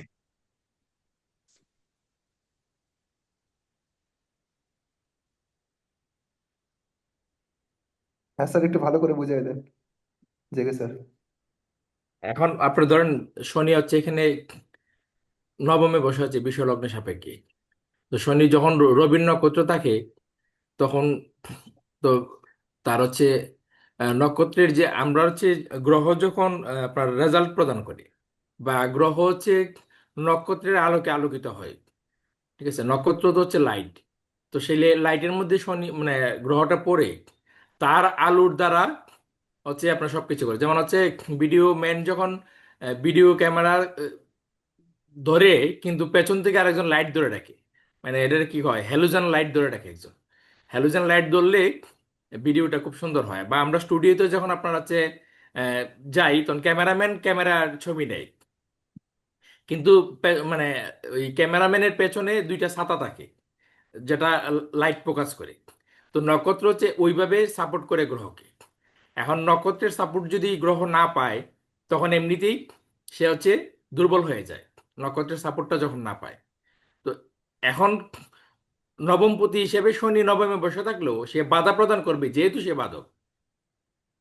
যেহেতু বাধক, বাধা কোন জায়গায় বাধা প্রদান করবে, বাধা প্রদান করবে কোন জায়গায়, সেটা হচ্ছে ধরেন শনি আপনার হচ্ছে একই সাথে নবমপতি এবং দশমপতি, সেক্ষেত্রে তার পিতার সাথে সম্পর্কে যে জায়গাটা আছে সেই জায়গায় বাধা প্রদান করবে। এখন যদি শনি উত্তরাষাঢ় নক্ষত্র থাকে, তাহলে সেই বাধাটা তীব্র থেকে তীব্র হবে, সেই বাধাটা আমরা তীব্র থেকে তীব্র বিচার করব। যখন আপনার হচ্ছে শনি এই শ্রবণ নক্ষত্রে বসে থাকবে, ঠিক আছে, তখনই আপনার হচ্ছে তার কর্মপ্রাপ্তিতে বাধা সৃষ্টি হবে, কর্মপ্রাপ্তিতে বাধা সৃষ্টি করবে। যখন মঙ্গল আপনার থাকবে, তখন আপনার হচ্ছে কর্মের জন্য তাকে হার্ডওয়ার্ক করতে হবে, কঠোর পরিশ্রম করতে হবে। আর যদি পরিশ্রম না করে, ভাগ্যে আছে, কিন্তু যদি পরিশ্রম না করে তাহলে হবে না। ধরেন অনেক সময় হয় কি, আপনার হচ্ছে অনেক আগের একটা কথা আমার মনে আছে, সেটা 1996-97 সালে একটা কথা, যে কোনো একজন ব্যক্তি সুপারিশ প্রাপ্ত হয়েছে চাকরির জন্য। তো সুপারিশ প্রাপ্ত হয়ে যখন গেল, তখন তাকে একটা কান কথা বলছে, ঠিক আছে, শ্রবণ নক্ষত্রের প্রতীক তো কান। তো তাকে একটা কান কথা বলছে, তখন বলছে যে সুপারিশটা তো মানে এমুকের, ডক্টর কেসিপালের সুপারিশ, কারণ আপনি জেকে দেব স্যারের কাছে নিয়ে আসছি, এটা তো সুপারিশটা ডক্টর কেসিপাল স্যারের। তখন আমি বলছি যে হ্যাঁ, ডক্টর কেসিপাল স্যারের সুপারিশ, তার কারণে বিষয়টা নিশ্চিত হলো আপনার, আপনি নিশ্চয়তা পেলেন। কিন্তু কান কথা যেটা বলছি এটা আপনাকে পালন করতে হবে, ওইটা পালন না করলে আপনার হচ্ছে কোনো নিশ্চয়তা থাকবে না। তো এই হচ্ছে বিষয় আর কি। তো আপনার হচ্ছে সবকিছু ভাগ্যে আছে, মানে ভাগ্য আপনাকে সাপোর্ট করবে, কিন্তু তখনই সাপোর্ট করবে যখন আপনার পদক্ষেপ নেবেন। তো মঙ্গল তো হচ্ছে এমনিতে হার্ডওয়ার্কের প্রতীক, আর মঙ্গল হচ্ছে দেবতাদের সেনাপতি। তো যখন হার্ডওয়ার্ক করবে তখন ব্যক্তি হচ্ছে সাপোর্ট পাবে, অন্যথায় সে বাধা প্রদান করবে। আবার হচ্ছে যেমন শনি যে যে জায়গায় আপনার দৃষ্টি প্রদান করবে, সেই সেই জায়গায় আপনার হচ্ছে বাধা প্রদান করবে। বাধা প্রদান শেষে আপনার হচ্ছে সে সাফল্য দেবেন। শনি আপনার হচ্ছে তৃতীয় দৃষ্টি একাদশ ভাবে দিছে, তো সাফল্যে বাধা আসবে। আবার হচ্ছে তৃতীয় সপ্তম দৃষ্টি দিছে, তো সেই জায়গায় হচ্ছে ছোট ভাই বোনের ক্ষেত্রে বাধা আসবে। এরপরে আপনার হচ্ছে দশম দৃষ্টি দিচ্ছে ষষ্ঠভাবে, এখানে কিন্তু আবার পজিটিভ হয়ে যাবে, ঠিক আছে, কারণ ষষ্ঠভাবে যে রিপু, তো রিপুর তাড়না যখন তার হবে, তখন কিন্তু শনির দ্বারা সে বাধাপ্রাপ্ত হবে। বাধকপতি যদি পঞ্চমে অবস্থান করে, তাহলে সন্তান উৎপাদনে বাধা সৃষ্টি করে। বাধকপতির দশা অন্তর্দশা যদি চলে, যেমন পঞ্চমপতি যদি কারো মানে মানে আপনার কারো দশা অন্তর্দশা চলছে, আর গ্রহ বাধকপতি যেভাবে বসে আছে সেভাবে বসে থেকে আপনার পঞ্চমে দৃষ্টি দিছে, সেক্ষেত্রে তার মানে সন্তান জন্ম হওয়াতে বাধা। এটা আমি আপনার চর্চায়ও দেখছি, ব্যক্তিগত চর্চায় দেখছি, যতদিন পর্যন্ত বাধকপতির অন্তর্দশা চলছে, ততদিন পর্যন্ত ডাক্তার বলছে সবকিছু ঠিকঠাক আছে, কিন্তু মানে বাচ্চা হচ্ছে না, বিবাহ হয় না, ঠিক আছে। যখন বাধকপতির আপনার দশা অন্তর্দশা চলে, তখন আপনার হচ্ছে বিবাহ হয় না, মানে সবকিছু ঠিকঠাক আছে, কিন্তু বিবাহ আসলে বিবাহ ভেঙে যায়, এগুলো কিন্তু হয়ে থাকে। আচ্ছা স্যার, একটা জিনিস আমি জানতে চাচ্ছি, বাদক গ্রহ যদি ষষ্ঠে বসে থাকে তাহলে রোগ বিয়োগের দিনে আসতে বাধা দিবেন, নাকি রোগ বিয়োগ হওয়ার পরে রোগ বিয়োগটাকে ঠিক হতে বাধা দিবেন, মানে কোন জিনিসটা হবে আর কি? রোগ বিয়োগে বাধা দিবে না, বাধা দিবে আপনার হচ্ছে রোগ বিয়োগ দিকে আপনার ষষ্ঠ ভাবতে হিলিং বিচার করা হয়, ঠিক আছে। একই সাথে রোগ বিচার করা হয়, আবার হচ্ছে আপনার এই নিরাময় ষষ্ঠ ভাব থেকে বিচার করা হয়, ঠিক আছে। গোচরে ষষ্ঠ ভাব থেকে নিরাময় বিচার করা হয়। চন্দ্র যখন ষষ্ঠে গোচর করে তখন নিরাময় বিচার করা হয়। তো সেক্ষেত্রে আপনার হচ্ছে এই জায়গায় বাধা প্রদান করবে। কিন্তু ওই রিপুদু সে ধরেন আপনার তার মনে একটা কোনো বিষয়ে তাড়না হচ্ছে, সে হচ্ছে কোনো বিষয়কে অন্যায়ভাবে বা অনৈতিকভাবে পেতে চাচ্ছে, ওই জায়গায় বাধা প্রদান করবে। আর বাধা প্রদান করবে হচ্ছে কিভাবে বাধা আসবে, ধরেন হচ্ছে শনি থাকলে হচ্ছে তার এক ধরনের বাধা আসবে, মঙ্গল থাকলে এক ধরনের বাধা আসবে, প্রত্যেকটা গ্রহের কারকতা অনুসারে বাধা আসবে। যেমন চন্দ্র থাকলে তার মনে সে বাধাটা উৎপন্ন হবে, শনি থাকলে দেখা গেলো তার ইয়ে আছে কিন্তু আলস্যতায় সে আর এই কাজটা করেনি, আর মঙ্গল থাকলে দেখা গেলো অটকারিতার তার বাধা চলে আসছে, ঠিক আছে। তো তো কাঙ্ক্ষিত বস্তু যখন সে লাভ করতে গেছে তখন সে হঠকার হয়ে গেছে, রাগ করে ফেলছে, তো অটোমেটিক তার একটা বাধা চলে আসছে। মানে এই জিনিসটাই বুঝলাম না স্যার, মানে শুভ জিনিসকে আস্তে আস্তে বাধা তো করতেছে সেটা বুঝলাম, কিন্তু নেগেটিভ জিনিস আসতে বাধা করতেছে নাকি নেগেটিভ জিনিস আনার পর সেটাকে নেগেটিভ জিনিসটা শেষ হতে বাধা সৃষ্টি করে, মানে যেতে বাধা সৃষ্টি করতেছে। আপনি বুঝতেছেন না, মানে রিপু দোষ বুঝেন তো? ধরেন রিপুদের আপনার ক্রোধ, ঠিক আছে, আপনার মনে ক্রোধ আছে, আমাকে দিয়ে মনে ক্রোধ আছে, তো আপনি তো মনে ক্রোধ থাকলো, যেহেতু মানে আমি আপনার ক্লাস টিচার, আপনি তো আমার প্রতি ওই ক্রোধ মনেরটা মনে আপনি চাপাই রাখবেন, তাই না? এই যে চাপাই রাখবেন, এই ক্ষেত্রে হচ্ছে ওই বাদক প্রতি আপনার সাপোর্ট দেবে, সহায়তা করবে। না এটা তো বুঝলাম স্যার, কিন্তু মানে যে রোগ বিয়োগের ক্ষেত্রে বললাম, মানে রোগ বিয়োগের ঘরে বসে আছে মনে করুন গ্রহ, তো তিনি কোন ক্ষেত্রে বাধা সৃষ্টি করবেন? রোগ বিয়োগটা আসতে বাধা সৃষ্টি করবেন না রোগটা হওয়ার পর সেই রোগটাকে ঠিক হতে বাধা সৃষ্টি করবেন? মানে এই জিনিসটা খালি বোঝার চেষ্টা করতেছি, আমি জানতে চাইছি আর কি। রোগের ঘরে যখনই আপনার ইয়ে আসবে, বাদক প্রতি যখন রোগের ঘরে আসবে, তখন আপনার রোগ নিরাময়ে বাধা সৃষ্টি করবে, রোগ মানে আসতে বাধা সৃষ্টি করবে না, রোগ নিরাময়ে বাধা সৃষ্টি করবে। আচ্ছা স্যার আচ্ছা আচ্ছা, আপনাকে আমি একটু সহযোগিতা করি ওটাই এখানে। ওটাই দেখেন, বুঝেছি। ওনার প্রশ্নটায় রাজযোগ কারক গ্রহ যদি ষষ্ঠ ভাবে থাকে তাহলে তুলায় থাকে, তাহলে সে হ্যাঁ, তুঙ্গস্থ হচ্ছে। আমাদের বুকে ব্যথা হলেই আমরা বলবো যে বুকে ব্যথা হচ্ছে, একটু তেল মালিশ করি। আর বড় লোকের বুকের ব্যথা হলে অমনি হার্ট টেস্ট করতে চলে যাবে। এ তো আচ্ছা। বড় লোক, এ তো হার্ট চেক করবে, এনজিওগ্রাম করবে, বা ধরেন ওই আরো কি কি করে হার্টের যেগুলো, সেইগুলো করতে যাবে। আর আমরা একটু তেল মালিশ করবো, আর বুকে ব্যথা করতেছে, আর একটু থাবড়া থাবড়া দিলে ঠিক হয়ে গেছে। বুঝতে পারছেন? বুকে ব্যথায় ছটফট করতে করতে মারা গেছে, আর বড় লোক মারা গেলে বলবে হার্ট অ্যাটাকে মারা গেছে। গ্রামের গরিব মানুষ বলবে বুকে ব্যথা করতেছিল তাই মারা গেছে। কিন্তু একটি কৌশল আমাদের, যে আমরা তো কৌশল শেখাতে চাই, আমরা বলি যে বই পড়া লাগবে না। যে লগ্নগুলোতে বৃষ, সিংহ, বৃশ্চিক এবং কুম্ভ, এই চারটি লগ্নের নবমপতি হচ্ছে বাধক, তাহলে নবমপতি বাধক হলে ওই লগ্ন যে নক্ষত্রে থাকবে, একই নক্ষত্রে কিন্তু ওই নবম ভাবেও কিন্তু সেই গ্রহগণ একই নক্ষত্রে থাকে। দেখেন তো একটু, আপনাদের যদি নক্ষত্র চার্ট থাকে দেখেন, মিলায় দেখেন। আবার বলেন স্যার। যে লগ্ন যে লগ্নের নক্ষত্র। যে লগ্নের নবমে নবম ভাব বাধক, সেই লগ্নেও যে যে তিনটি নক্ষত্র থাকে, ওই নবম ভাবেও যে সেই একই তিনটি নক্ষত্র থাকে। অর্থাৎ এই চারটি লগ্ন বিচার করা সহজ, এটা হচ্ছে কৌশল। বৃষ লগ্নে কি কোন কোন নক্ষত্র আছে, বৃষ লগ্নে কি কি আছে? কৃত্তিকা, রোহিণী আর মৃগশিরা। হ্যাঁ তাহলে স্যার, রবি কৃত্তিকা চন্দ্র মঙ্গল। নক্ষত্রের অধিপতি রবি, আর রোহিণী হচ্ছে চন্দ্র, আর হচ্ছে মৃগশিরার মঙ্গল। আর নবমে কি আছে? এখানেও সেই রবি চন্দ্র মঙ্গল আছে না? হ্যাঁ কি স্যার। আছে? হ্যাঁ স্যার। আচ্ছা। এইবার বৃষ লগ্নের পরে আর কোন লগ্ন বলেছি? নবম, সিংহ। সিংহ লগ্নের নবম হচ্ছে সপ্তম, অষ্টম, নবম। তাহলে সিংহ লগ্নে আছে মঘা, পূর্ব ফল্গুনী, উত্তর ফল্গুনী, মানে কেতু, শুক্র আর রবি। এইবার এর নবম ভাবে কি? নবম, সপ্তম, অষ্টম, নবম। কেতু ধত্তরি, কেতু, শুক্র, রবি আছে না? অশ্বিনী, ভরণী, কৃত্তিকা আছে, আচ্ছা। মানে অধিপতি একই। হ্যাঁ স্যার। তারপরে কোন লগ্ন বলেছি? বৃশ্চিক। বৃশ্চিক লগ্নে বৃশ্চিকও কি আছে আছে? স্যার। বৃশ্চিক লগ্নে বৃহস্পতি। বিশাখা। আহ, বিশাখা হ্যাঁ, অনুরাধা জ্যেষ্ঠা স্যার। বিশাখা, আর হচ্ছে কি অনুরাধা আর অনুরাধা জ্যেষ্ঠা। জ্যেষ্ঠা। বিশাখার অধিপতি কি? বৃহস্পতি। বৃহস্পতি। বৃহস্পতি শনি বুধ স্যার। বৃহস্পতি, শনি, বুধ। তাহলে এর নবম, মানে এইখানে এখানে কি আছে? কর্কটে স্যার, বৃহস্পতি শনি বুধ। না স্যার, কর্কটে কর্কটে। কর্কটে কি আছে? বৃহস্পতি শনি বুধ। আছে। পুনর্বসু পুষ্ট অশ্লেষা। হ্যাঁ তার স্যার, মানে আছে স্যার। বৃহস্পতি, শনি, বুধ আছে কিনা? হ্যাঁ স্যার। আছে। এইবার আরেকটা লগ্ন কি বলছি? কুম্ভ। কুম্ভের সপ্তম, অষ্টম, নবম। কুম্ভে কি কি আছে? কুম্ভে আছে ধনিষ্ঠা, মানে মঙ্গল, রাহু আর বৃহস্পতি। তাহলে এখানে তুলায় কি আছে? তুলায় মঙ্গল, বৃহস্পতি, রাহু আছে না? আছে স্যার, হ্যাঁ স্যার। চিত্রা আর সাথী আর হচ্ছে বিশাখ আছে। আছে না? আছে স্যার। এটা হচ্ছে কৌশল।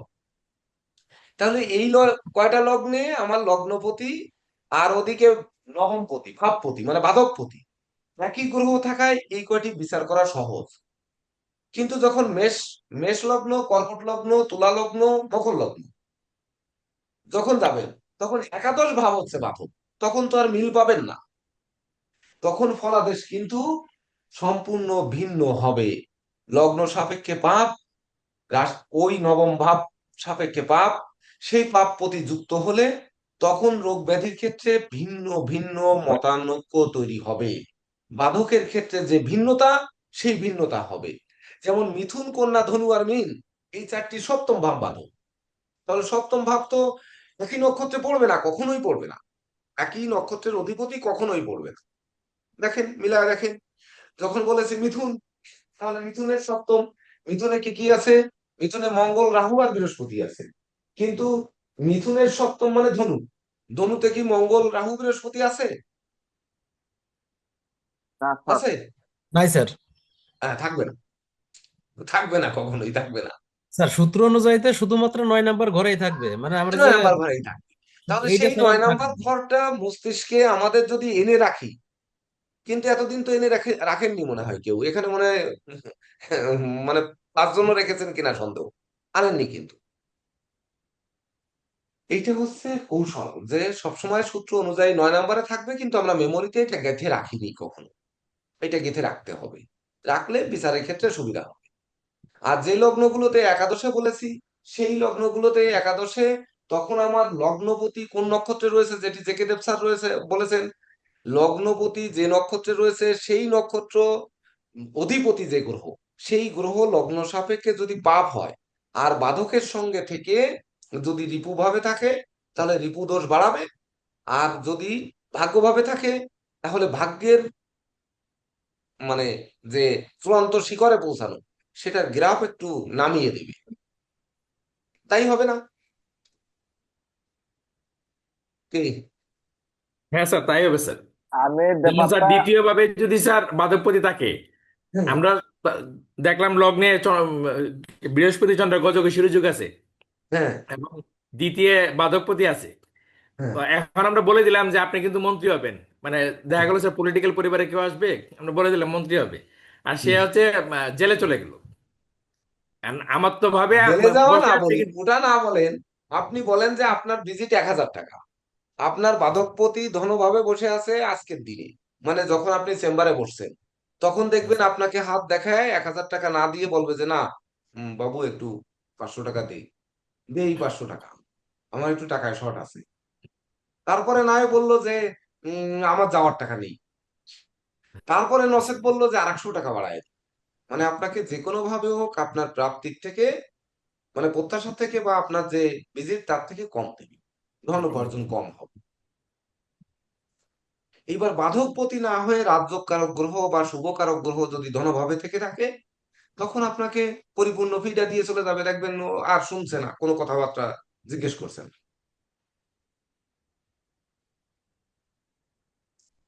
তাহলে এই বাধকপতি যদি অর্থের ক্ষেত্রে যদি বাধা দেয়, আমাদের জীবনের সব কাজে বাধা দিতে পারে।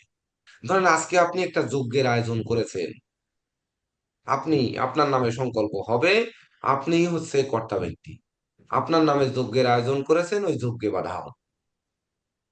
কি করবেন তখন? হাজার হাজার লোক, লাখো লাখো লোক হাজির, কি করবেন তখন?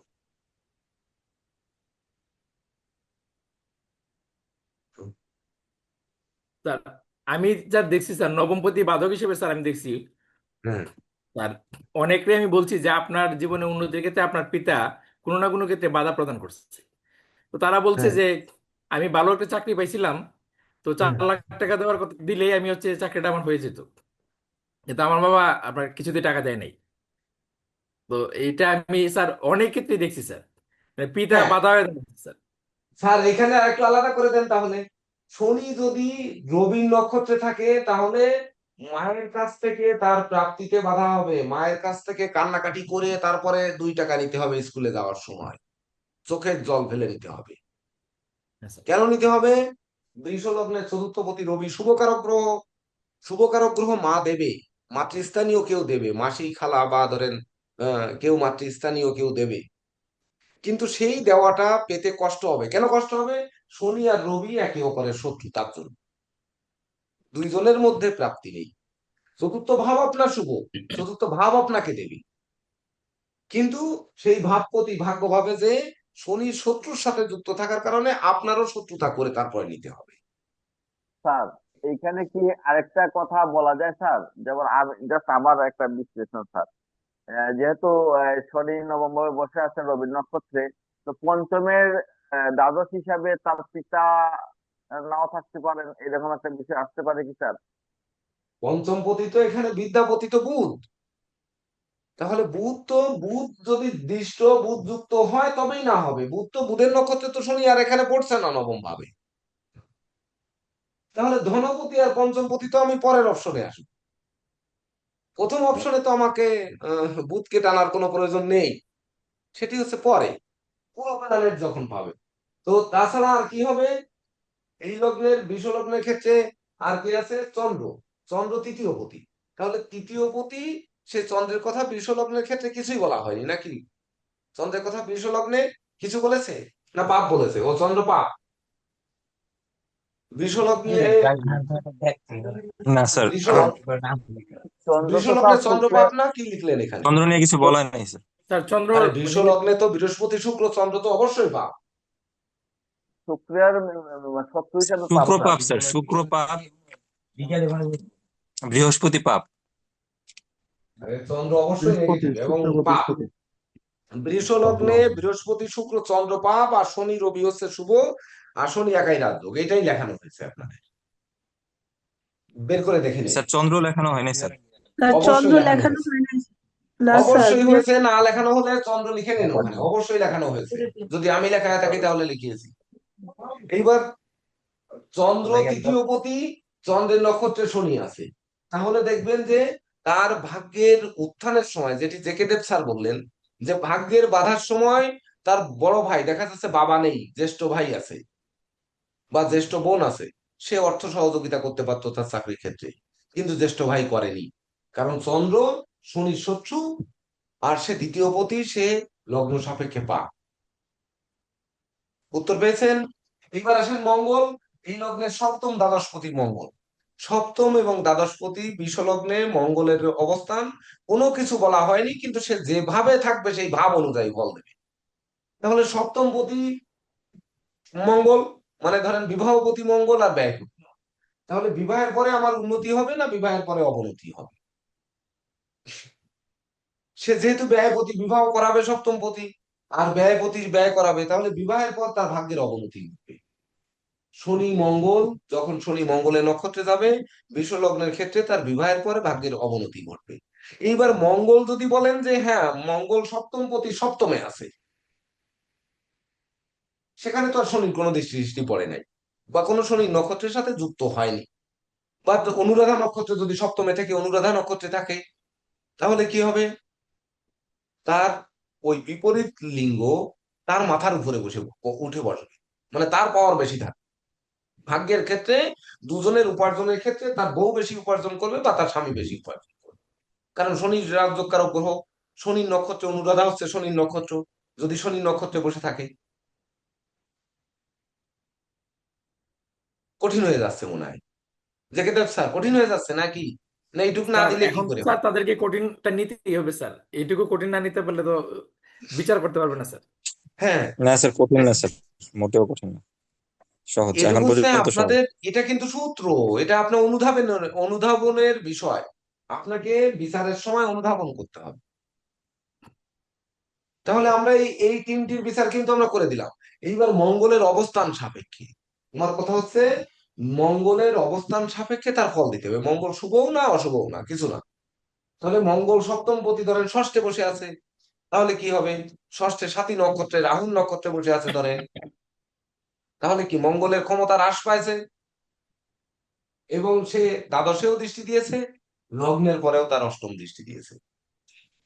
তাহলে মঙ্গল মরে গেছে, রাহু যুক্ত হয়েছে, মানে মঙ্গল মৃত। তাহলে তার দৃষ্টিটাও কিন্তু মৃত হবে।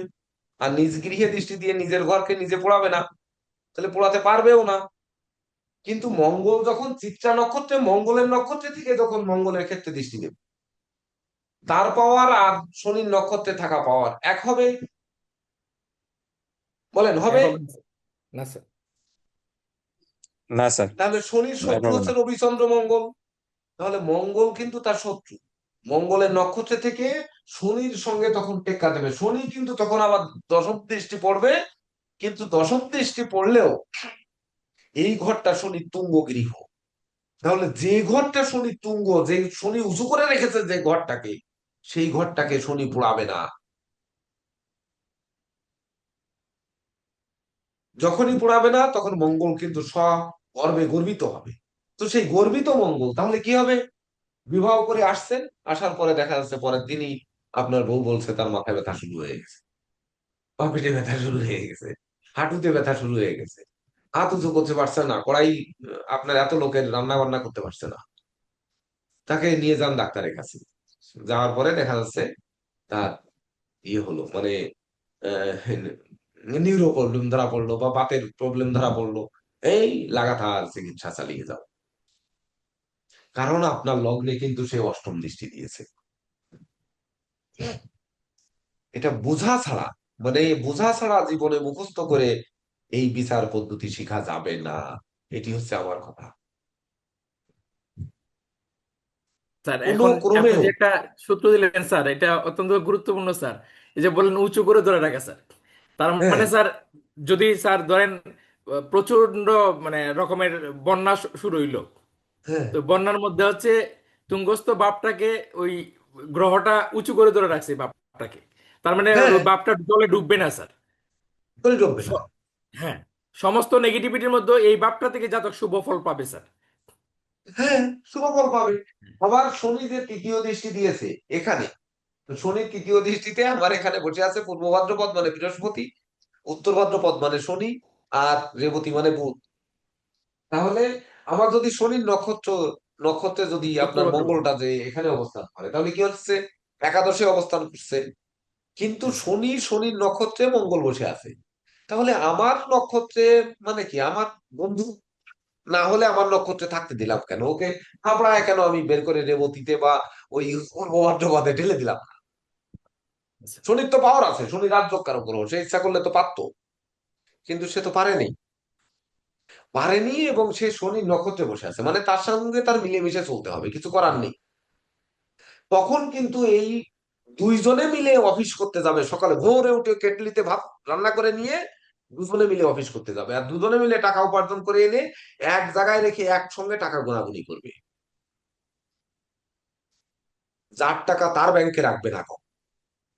একসঙ্গে মিলিয়ে আজকে এই কয় টাকা আমাদের সংসার খরচ, আর এই কয় টাকা আমার বাঁচেছে, এই কয় টাকা নিয়ে আমরা সঞ্চয় করি যুগ্ম নামে, জয়েন্ট অ্যাকাউন্টে।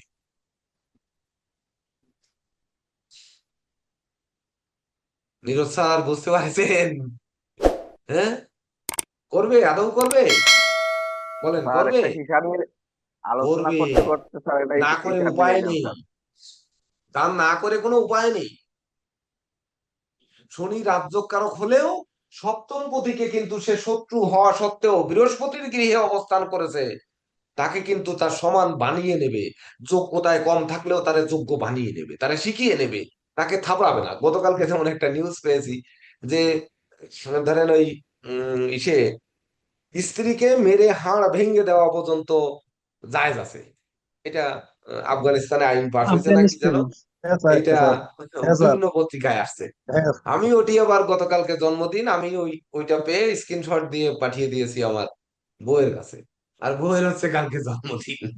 তাহলে এটা কি অবস্থান তৈরি হয়? যতই তৈরি হোক না কেন, ওই জায়গায় কিন্তু এই মঙ্গলের নক্ষত্রে, কারণ বৃহস্পতির গৃহে মঙ্গল গিয়ে অবস্থান করছে শনির নক্ষত্রে। এটি বুঝতে হবে যে ঘরটা বৃহস্পতির, বৃহস্পতি তখন মিলিয়ে দেবে, জ্ঞান গরিমা সূক্ষ্মতা দিবে।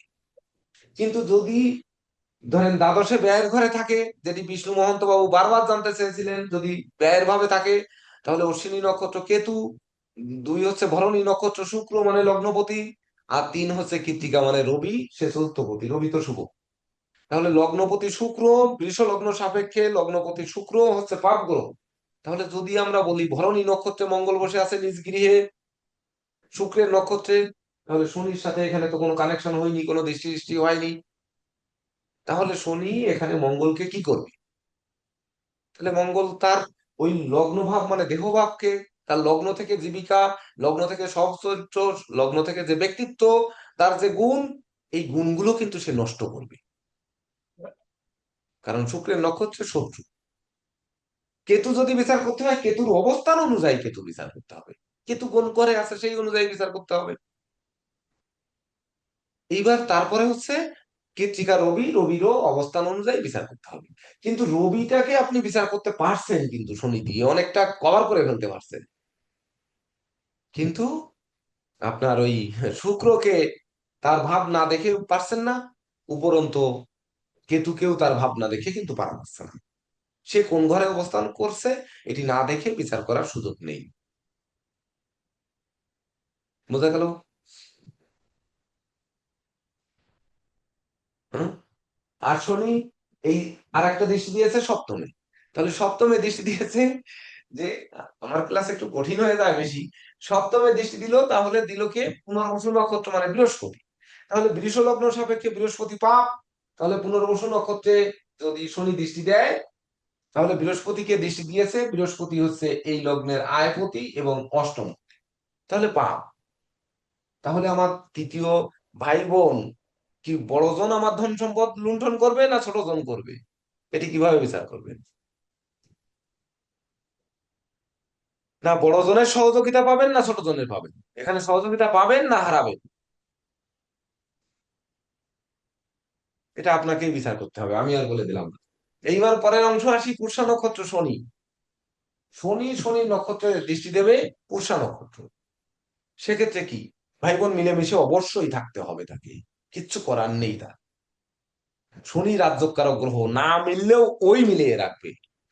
হয় তাদের কিছু টাকা পয়সা দিয়ে, না হলে বুদ্ধি দিয়ে, না হলে ন্যায় নীতি দিয়ে, না হলে আদর্শ দিয়ে, না হলে রাত্রেবেলায় খেতে বসবে এক টেবিলে, না হলে গীতা পাঠ শেখাবে, না চণ্ডী পাঠ শেখাবে, যে কোনো ভাবে হোক, না দাবা খেলবে, কোনো না কোনো ভাবে ভাই বোন মিলেমিশে থাকার চেষ্টা করবে। আর যদি বুধের নক্ষত্রে থাকে, তখন ধনপতি এবং পঞ্চমপতি বুধ, ধনপতি এবং পঞ্চমপতি বুধ। তাহলে বুধের নক্ষত্রে অবস্থান করছে তৃতীয়। তাহলে তাকে কি আদৌ বুঝাতে পারবে? বলেন, সে ভাইয়ের কথা শুনবে নাকি বাবার কথা শুনবে? কার কথা শুনবে? বুধ কিন্তু ধনপতি আর পঞ্চমপতি, তখন কিন্তু আর ওই ভাইয়ের কথা কিন্তু আর শুনছে না। এমনকি এই ভাই বোনের ক্ষেত্রেও কিন্তু, আমি যে সব দেখে উনি বলি যে এই কয়জন হচ্ছে ভাই বোন, এই ক্ষেত্রেও কিন্তু এই জিনিসগুলো মুখস্থ রাখা লাগে।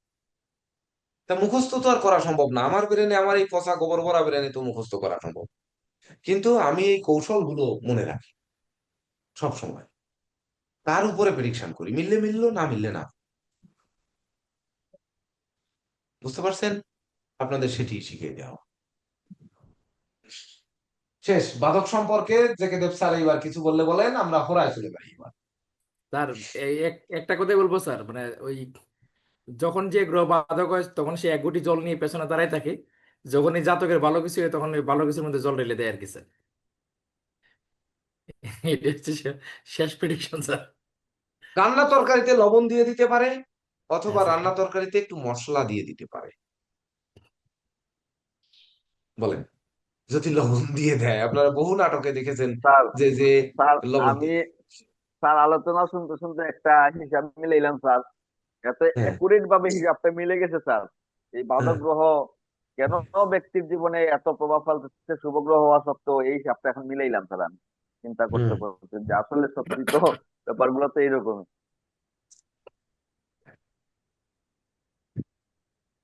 আমি আশা করি যে এই আপনারা আবার বলবেন কি, আগামীকালকে ক্লাসটা যখন আপনারা যদি কেউ যোগদান করেন তাহলে করলেন, যে না করলেন সে ধরেন ভিডিও দেখলেন কোনো না কোনো ভাবে, তখন আপনারা কি বলবেন যে স্যার এখন যদি এই ধরনের শুরু করে থাকে নতুন ব্যাচে, তাহলে আমাদের নিশ্চয়ই ফাঁকি দিছে, তাহলে বাকি কয় মাসের বেতনগুলো আটকে রাখি, এটা আপনারা বলবেন।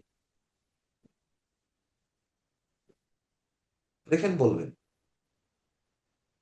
এমনকি এ কথা থেকে দেব স্যারেরও শোনা লাগবে, আমাদের নীরজ স্যারেরও শোনা লাগবে, যে আমাদের যা শিখিয়েছেন আপনারা তার চেয়ে বেশি শেখাচ্ছেন ওনাদের। কিন্তু স্যারের শেখানোর জিনিসটা আসে কখন? কখন আসে? আপনারা যদি আমাদের খুশি করতে পারেন তবেই না তো আসে।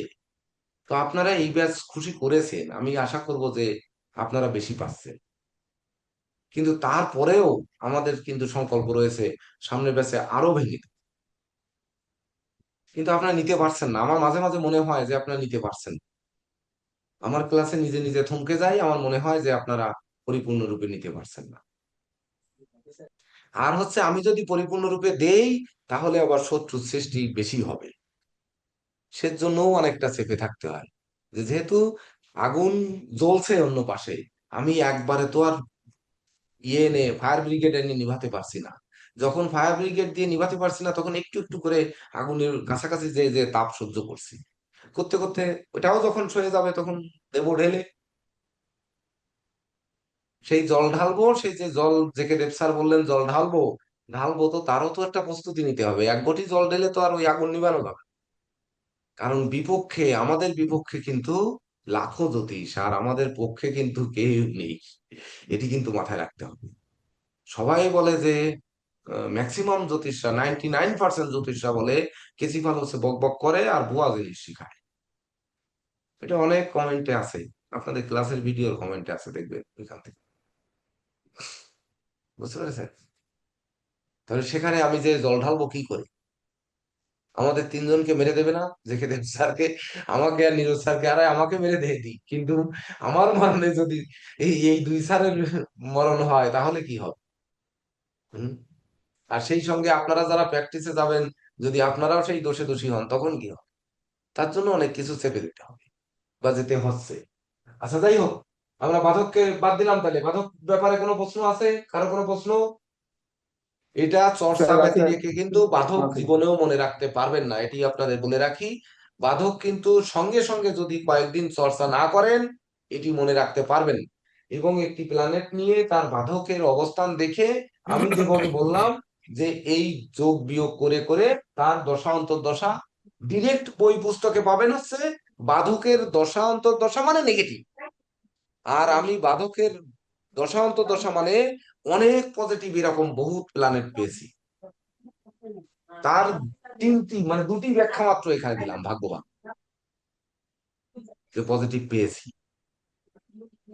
স্যার আমার একটা প্রশ্ন আছে স্যার। হ্যাঁ, বলেন। স্যার এই বাধক গ্রহের ক্ষেত্রে দেখা যাচ্ছে অনেক ক্ষেত্রে ওই গ্রহটা রাজযোগ কারক হতে পারে বা খুব পজিটিভ ওই ব্যক্তির লগ্ন সাপেক্ষে। তো হুম, অনেক ক্ষেত্রে দেখা যায় যে এই ধরনের ব্যক্তি যাদের জন্য লগ্নে ভালো শুভ গ্রহ, তো অনেক ক্ষেত্রে তাদেরকে যখন আমরা প্রতিকার স্বরূপ কোনো পাথর দিতে চাই, যদি দিতে হয়, সেই হ্যাঁ, হ্যাঁ। ক্ষেত্রে স্যার যেহেতু বাধক কিন্তু আবার রাজযোগ কারক আবার পজিটিভ, তার কি ওই বাধক আহ আহ, গ্রহের পাথর তার পরা উচিত হবে এইটার নাকি? দায়িত্ব আপনার, আপনার দায়িত্ব। কারণ হ্যাঁ। হচ্ছে, ধরেন রুগীর ডায়াবেটিস আছে, এখন রুগীকে আপনি তার ইমিউনিটি কমে গেছে, ডায়াবেটিসের কারণেই কমেছে, তা আগে ডায়াবেটিস সারবেন না আগে আপনি তাকে ভিটামিন ওষুধ খাওয়াবেন? বা ডায়রিয়া চলছে, ডায়রিয়াকালীন সময়ে দুর্বল হয়ে গেছে, তাকে তো আপনি ওই সময় ভিটামিন প্রয়োগ করতে পারবেন না, ক্যালসিয়াম প্রয়োগ করতে পারবেন না। তো সেটি করতে গেলে আপনাকে কি করতে হবে, এটি কিন্তু আপনাকেই উপলব্ধি করতে হবে। আমার কথা হচ্ছে জাতককে বাঁচাতে হবে। জ্যোতিষশাস্ত্র জাতকের কল্যাণ কিভাবে হয় সেটি আপনার দেখতে হবে। তার জন্য আপনার যা করণীয় তাই করবেন। আপনি যদি মনে করেন যে কল্যাণ করার জন্য আমার বাধক গ্রহের প্রতিকার দেওয়ার দরকার, তাহলে দেবেন। আর যদি বোঝেন বাধক গ্রহের প্রতিকার দিয়ে অকল্যাণ হবে, তাহলে সেখান থেকে বেরিয়ে আসবেন। এটি আপনাদের। তাছাড়া আপনাদের প্রতিকারের যে ক্লাসগুলো রয়েছে, সেই ক্লাসগুলোতে প্রতিকারের মনে হয় 2-3টা ক্লাস আছে সম্ভবত। আছে স্যার। 2-3টা ক্লাস আছে। সেই ক্লাসগুলোতে আপনারা ওই প্রতিকার পদ্ধতি নিয়ে যখন আলোচনা করা হবে, তখন ওটি যখন ভেবে যাবেন, এর আগে একটা প্রতিকারের ক্লাস হয়ে গেছে অলরেডি, কবে যেন। তো সেই অনুযায়ী আপনারা তখন চিন্তা করে নিতে হবে, এই একইভাবে অনুধাবন করে নিতে হবে যে কি হবে। দেখুন, আপনারা এখানে বুঝছেন, কিন্তু আপনাদের ওই যে যে প্রশ্নটা করলেন ওই প্রশ্নের উত্তরটা কিন্তু এর ভিতরই রয়ে গেছে। যেমন মিথুন, কন্যা, ধনু আর মীন। তাহলে মিথুন, কন্যা, ধনু আর মীন, আমি কোন লগ্নটা নেব? মিথুন এর সপ্তম পতি, ও মিথুনের সপ্তম পতি, মিথুন, কন্যা, কন্যার সপ্তম পতি, আর ধনুর সপ্তম পতি সকলেই লিখি। আর মীনের সপ্তম পতি হচ্ছে বাধক। তাহলে যদি বাধক হয়, তাহলে আমার কথা হচ্ছে যে কোনটা নেব? মিথুন, ধনু এই নেব তাহলে। উম বলেন, আপনারা বলেন কোনটা নেবেন, আমি না শুনি, আমারটা না বলি, স্যার আপনারা বলেন এই মিথুন, চারটার মধ্যে মিথুন, কোনটা নেবেন? স্যার মিথুন নেন ধনু স্যার, লগ্ন নেন। কন্যা দোনো নেন, কন্যা। দোনো নেন, দোনো দোনো নিলাম। আচ্ছা, ধনু লগ্ন সাপেক্ষে কি বলা হয়েছে? ধনু লগ্ন সাপেক্ষে ষষ্ঠপতি এবং আয়পতি শুক্র হচ্ছে একমাত্র পাপগ্রহ। এই তিনটে লগ্ন মুছে ফেলি, তাহলে আপনাদের বুঝতে সুবিধা হবে। বুঝলেন? আমার কৌশলটা পেটে এসে গেছিল, আমারটা না শিখাই, আপনাদেরটা দিয়ে শিখাই। তাহলে এই লগ্নের ষষ্ঠ এবং আয়পতি শুক্র হচ্ছে পাপগ্রহ, নাকি? তাই তো। আর মঙ্গল আর রবি হচ্ছে শুভকারক গ্রহ, ধনপতি শনি, তৃতীয় পতি শনি হচ্ছে মারক গ্রহ। তাহলে শুক্র পাপ গ্রহ, ষষ্ঠপতি। ষষ্ঠপতি, ওই যে রোগের কথা, বাধক গ্রহ। ষষ্ঠপতি সপ্তমে আছে, সপ্তমে থাকলে বাধক হবে এদের কিন্তু। তাহলে শুক্র সপ্তমে লেখেন, এখানে শুক্র সপ্তমে, অথবা শুক্র লেখেন অষ্টমে, আর লেখেন শুক্র দ্বাদশে। এই তিন জায়গার ফল কি আপনারা আলাদা আলাদা করতে পারবেন?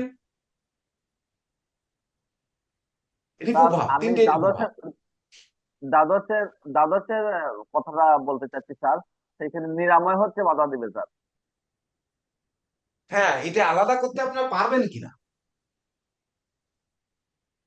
সপ্তমে বসে আছে বাধক, মানে আপনার লগ্নের সপ্তম পতি বাধক, কিন্তু এখানে তো ষষ্ঠ পতি মারককে বসাইছি, কথা ক্লাস তো বাধকের হচ্ছে, না। কই তা তো বললেন না। হ্যাঁ স্যার। তাহলে বাধক পতি বুধ, এইবার বুধকে যুক্ত করে দেন এখানে, এইখানেও বুধকে যুক্ত করে দেন, আর এইখানে বুধকে যুক্ত করে দেন। আমি বলেছি বুধ শুক্র কর্কট বৃশ্চিক মীন লগ্নের ক্ষেত্রে শুভ ফল দেয় না, আর বাকি লগ্নেও দেয় না, মানে কোনো লগ্নে শুভ ফল দেয় না।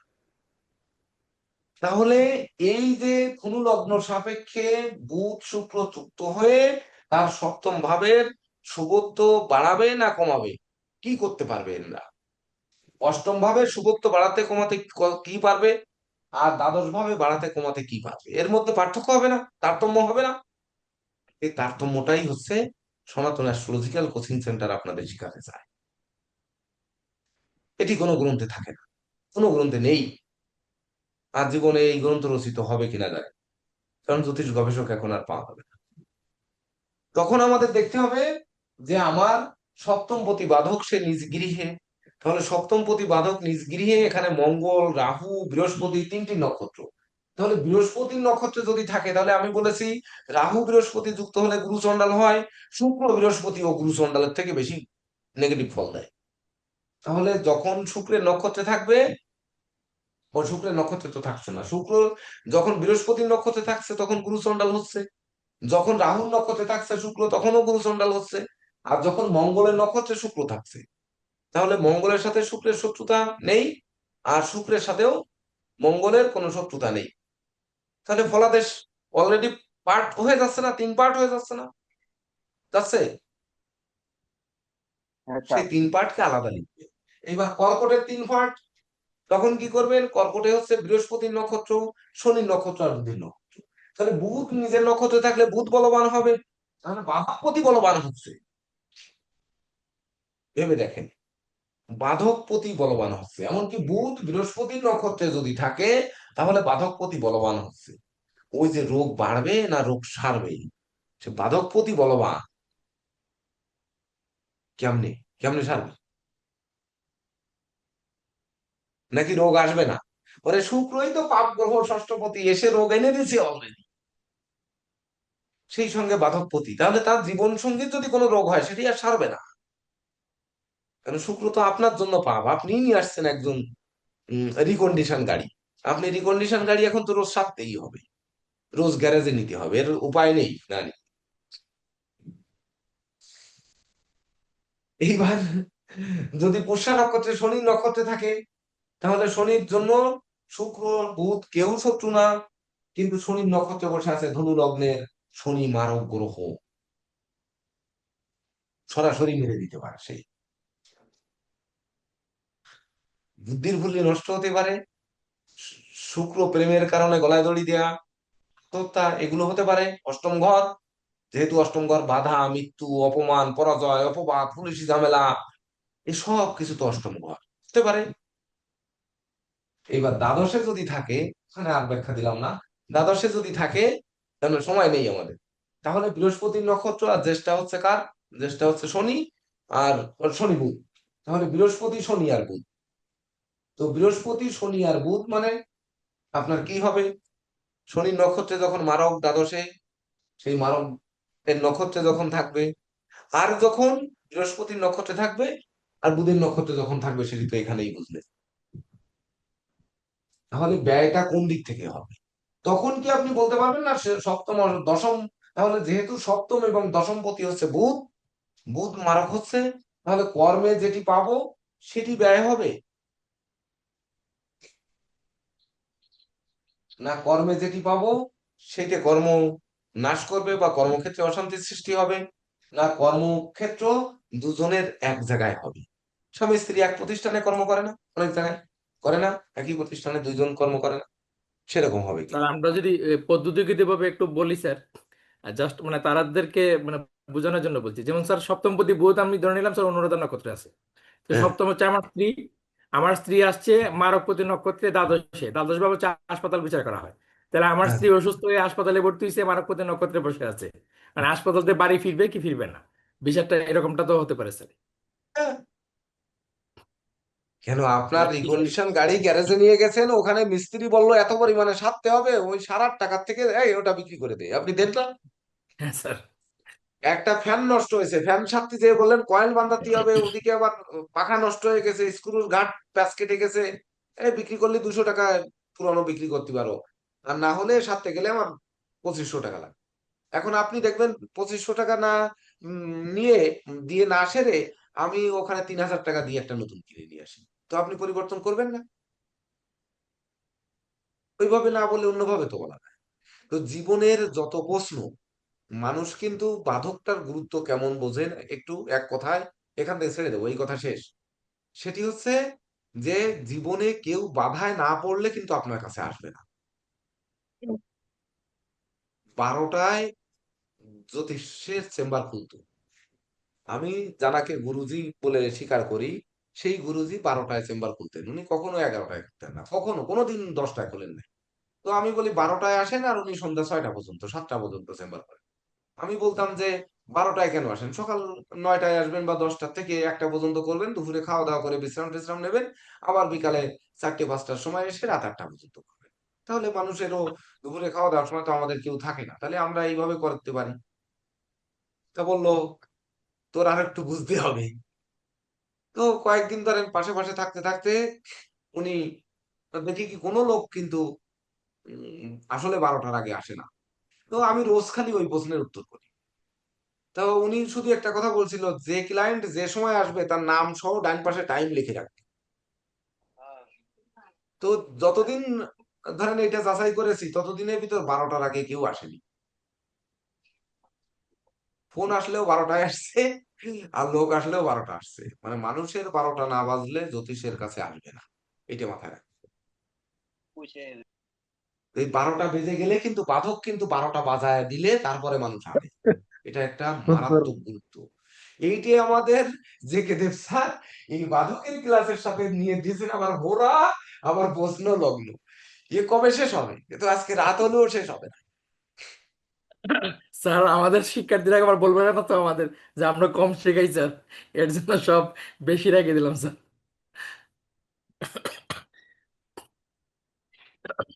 আমি আসলে যে কে দেব স্যার, নীরজ স্যার না থাকলে আমি নিজেকে শূন্যতা মনে করি, মানে আসলে এটা হোরা আমার লগ্ন বয়স হচ্ছে। এটা একটু আলোচনা করে নিন স্যার, তাহলে মানে এটা শেষ হয়ে যাবে স্যার। কোনটা? মানে হোরা লগ্নের বিচার পদ্ধতিটা স্যার। হ্যাঁ, ঘোরা লগ্নের বিচার পদ্ধতি তো ওই যে বলেছি তো, আপনি আর একটু বলে দেন ঘোরা দেন। হোরা লগ্ন হচ্ছে D2 চার্ট, যেটা এটি হচ্ছে হোরা লগ্ন। আর হোরা হ্যাঁ, লগ্নে আপনার হচ্ছে যেমন ধরেন দ্বিতীয় কোনটা? চন্দ্র দ্বিতীয় হচ্ছে চার্টার নাম বলে দেন। D1 হচ্ছে আমাদের জন্মলগ্ন, আর D2 চার্ট হচ্ছে হোরা লগ্ন। ঠিক আছে, D2 চার্ট থেকে আমরা হচ্ছে হোরা লগ্ন থেকে আমাদের ব্যক্তির ধন সম্পদ বিচার করি। আর ধন সম্পদ কি, ধন সম্পদ দুই প্রকার হইতে পারে, একটা হচ্ছে দৈব প্রদত্ত আর একটা হচ্ছে পিতৃ প্রদত্ত। মানে আমার বংশগত যে সম্পদ সেই সম্পদ, আর একটা হচ্ছে আমার হচ্ছে দৈব প্রদত্ত, মানে দেবতাদের আশীর্বাদে আমি যে ঈশ্বরের আশীর্বাদে যেটা পেলাম। তখন একজন ব্যক্তি যেমন রত্নবাবু বলরাম দাদা, উনি কি দৈব প্রদত্ত সম্পদের অধিকারী হবেন নাকি আপনার হচ্ছে পিতৃ প্রদত্ত সম্পদের অধিকারী হবেন, এটা আমরা D2 চার্ট থেকে বিচার করতে পারবো। যদি চন্দ্রের ওরা হয় তাহলে পিতৃ প্রদত্ত সম্পদের অধিকারী হবে, আর যদি রবির ওরা হয় তাহলে দৈব প্রদত্ত সম্পদের অধিকারী হবে। এখন আপনার হচ্ছে হুরা কিভাবে বুঝবেন? যদি ব্যক্তির হচ্ছে রবির অবস্থানটাই দেখতে হবে। আপনি যদি দৈব প্রদত্তকে গুরুত্ব দেন তাহলে দেখতে হবে রবির অবস্থান। রবি যদি চর রাশিতে থাকে এবং সেটা যদি 0 থেকে 15 ডিগ্রি ভিতর, ধরেন কারো হচ্ছে তুলা রাশিতে রবি অবস্থান করতেছে 10 ডিগ্রিতে, তাহলে তার কিন্তু রবির হুরা হবে। আর হুরা চক্রে গিয়ে রবি পড়বে কি ওই সিংহ রাশিতে রবি পড়বে, হুরা চক্রে রবিটা পড়বে সিংহ রাশিতে, সেক্ষেত্রে তার লগ্ন হবে সিংহ লগ্ন D2 চার্টে। তো এই যে হুরা লগ্ন রবির হুরা হলো, সেই রবির হুরা হওয়ার কারণে সে দৈব প্রদত্ত সম্পত্তি পাবে। এখন সম্পত্তি পাবে তো আমরা বলছি, তো পাবে সেক্ষেত্রে হচ্ছে রবির সাথে আরো যে মানে 8টি গ্রহ আছে, এই 8টি গ্রহের মধ্যে যদি শুভ গ্রহগুলো রবির সাথে সংযুক্ত হয় তাহলে সেই সম্পত্তির পরিমাণটা আমরা ওইখান থেকে হিসাব করব। যে পরিমাণটা আমরা হচ্ছে কিভাবে নির্ধারণ করবো যে কতটুকু সম্পত্তি পাবে, আর পিতৃপ্রদত্ত সম্পত্তি পেলে সেটাও কতটুকু পাবে।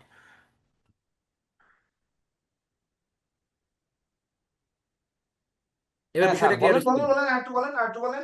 এই যে আমি 3টে ধ্রুব দিয়ে দিলাম, আর একটা দিলাম রবি, শনি আর রাহু। এই হ্যাঁ স্যার।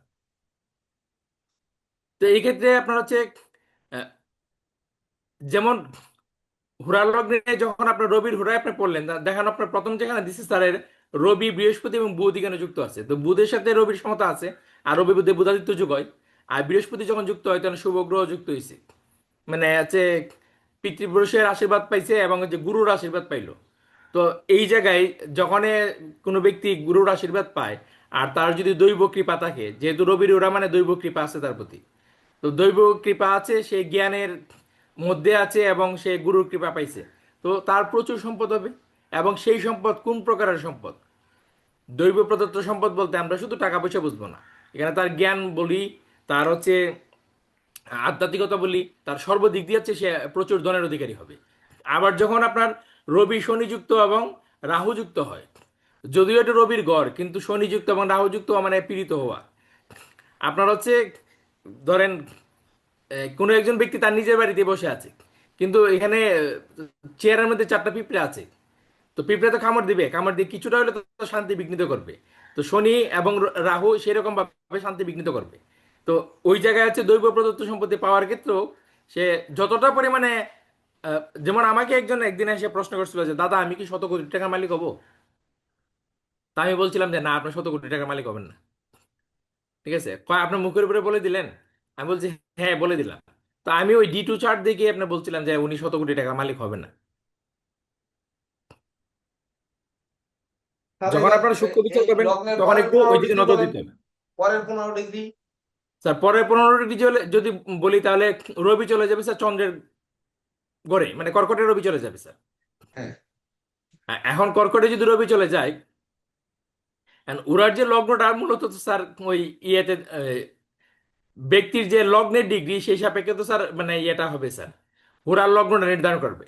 এখন যদি আপনার হচ্ছে লগ্নটা কর্কট লগ্ন হয়, মানে চন্দ্রের হুরা যদি হয়, লগ্নের ডিগ্রিটা যদি চন্দ্রের হুরা হয়, আমরা স্যার এখন এখানে লগ্ন দিয়ে দিই স্যার। না, লগ্ন দেওয়ার দরকার নেই, ওই দিলেই তো আচ্ছা, বুঝবেন আমরা। তো এখানে পিতৃপ্রদত্ত সম্পত্তি পাবে। এখন ধরেন রবি চন্দ্রযুক্ত হয়েছে, তো রবি যখন চন্দ্রযুক্ত হয় তখন তো মানে এমনিতেই পিতাযুক্ত হয়ে গেল, কিন্তু এই বুধ যে আসছে, বুধ কিন্তু চন্দ্রের ইয়ে না, বুধকে চন্দ্র ইয়ে মনে করে, তো সন্তান হিসেবে স্নেহ করে, কিন্তু বুধ কিন্তু মানে চন্দ্রকে আপনার ইয়ে করে না, সুবিধা মনে করে না। এখন এই বুধ যদি ব্যক্তির দ্বিতীয় পতি হয়, মানে ধনপতি হয়, তাহলে কিন্তু এখানে ঝামেলা আছে। যদিও তারপরেও আপনার হচ্ছে রবি বুধ চন্দ্র যেহেতু শুভ গ্রহ, আপনার শুভ গ্রহের অবস্থান যদি বেশি হয় আপনার হচ্ছে এই চন্দ্রের হোরায়, সেক্ষেত্রে কিন্তু তার পিতৃপ্রদত্ত সম্পত্তি যথেষ্ট পরিমাণে পাবে। কিন্তু ওই এক রাহু বসে থেকে আপনার ঝামেলা বাধা দেবে। রাহু বৃহস্পতি চন্দ্র গজগজীর যুগ আছে, কিন্তু এখানে একটা বিষয় আছে, যখন রাহু বৃহস্পতির সঙ্গে যুক্ত থাকে তখন তার প্রভাব কমে যায়। আর বৃহস্পতি হচ্ছে এই কর্কট রাশিতে আপনার তুঙ্গস্থ হয়। যখন বৃহস্পতির অবস্থান শক্তিশালী হয় তখন রাহুর অবস্থান, মানে রাহু আর পাগলামি করতে পারে না, মঙ্গলও পাগলামি করতে পারবে না। এই জিনিসটা মনে রাখতে হবে আপনাদেরকে, যে বৃহস্পতি হচ্ছে দেবতাদের গুরু। তো যখন বৃহস্পতির অবস্থান শক্তিশালী হয়ে যায় তখন পাপগ্রহগুলো সবগুলা বৃহস্পতির দৃষ্টিতে, বৃহস্পতির অবস্থান মানে সহযোগী শান্ত হয়ে যায়। তো রাহুও শান্ত হবে এখানে স্যার।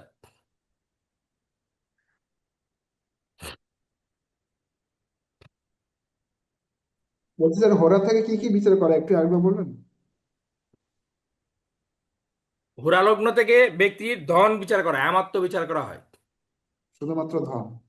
আর্থিক স্থিতি বিচার করা হয়। তো আপনার আচ্ছা। দ্বিতীয় ভাব থেকে আমরা আর কি বিচার করি? বাক্য বিচার করা হয়। তো সে বাক্যটা আপনারা দেখতে পারবেন। দ্বিতীয় ভাবের আর গভীর থেকে গভীর বিশ্লেষণ হচ্ছে হোরা থেকে, তো D2 হোরা চার্ট থেকে। লগ্ন মানে কি স্যার দ্বিতীয় ভাবে লগ্ন ধরতে হবে? কি? তো হোরা লগ্ন মানে কি দ্বিতীয় ভাবকে লগ্ন ধরতে হবে? না না না, আপনার লগ্নের ডিগ্রি যদি ধরেন আপনার হচ্ছে চর লগ্ন, আপনার আপনার লগ্নে মনে আছে? যিনি প্রশ্ন করছেন আপনার লগ্ন জানেন? হ্যাঁ স্যার, কুম্ভ লগ্ন। এবার কুম্ভ লগ্ন হচ্ছে স্থির লগ্ন। ঠিক আছে, স্থির লগ্ন মানে হচ্ছে এটা হচ্ছে আপনার এই বিষম সমরাশি এটা নাকি বিষম রাশি? বিষম বিষম বিষম বিষম রাশি। তো বিষম রাশিতে কি বলছে? বিষম রাশিতে যুগ্ম রাশি, 11 নম্বর, তো যুগ্ম রাশি। তো বিষম রাশিতে কি বলা হয়েছে? বিষম রাশিতে হচ্ছে লগ্নের ডিগ্রি যদি 0 থেকে 15 ডিগ্রির ভিতরে হয় তাহলে রবির ওরা হবে। এখন আপনার লগ্নের ডিগ্রি কত আছে জানেন? 15 ডিগ্রির উপরে। 15 ডিগ্রির উপরে থাকলে আপনার চন্দ্রের ওরা, মানে আপনার হচ্ছে D2 চার্টে আপনার লগ্ন হচ্ছে চন্দ্র লগ্ন, মানে কর্কটে আপনার লগ্ন পড়বে। জি এবার স্যার। বিষয়টা ক্লিয়ার হয়েছে আপনার? জি জি স্যার। এবার ওইভাবে প্রত্যেকটা গ্রহের ডিগ্রি থেকে আপনার কোনোটাকে চন্দ্র করে ফেলবেন আর কোনোটাকে রবির করে ফেলবেন। ওই দুইটা করেই D2 চার্টে সমস্ত গ্রহের অবস্থান এই দুইটা করেই হবে, কর্কটে হবে আর না হয় সিংহে হবে। জি স্যার, বুঝছি।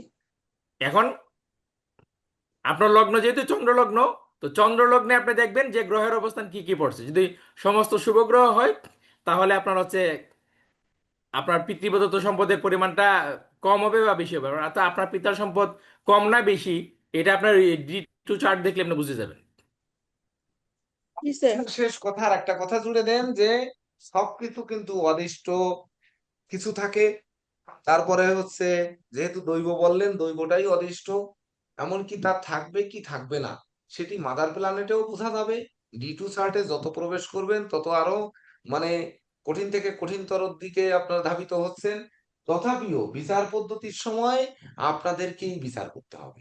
তখন এনে শুধু বলে দিলে হবে না যে রবিচন্দ্র বুধ রয়েছে, বুধ তার মানে যেটা এই মাদার প্ল্যানেট, এটাও চার্ট, যেটা এই চার্টে বুধ কোথায় ছিল তার অবস্থান এবং বলবত্তাও কিন্তু এখানে পাবে, এটি কিন্তু মাথায় রাখতে হবে।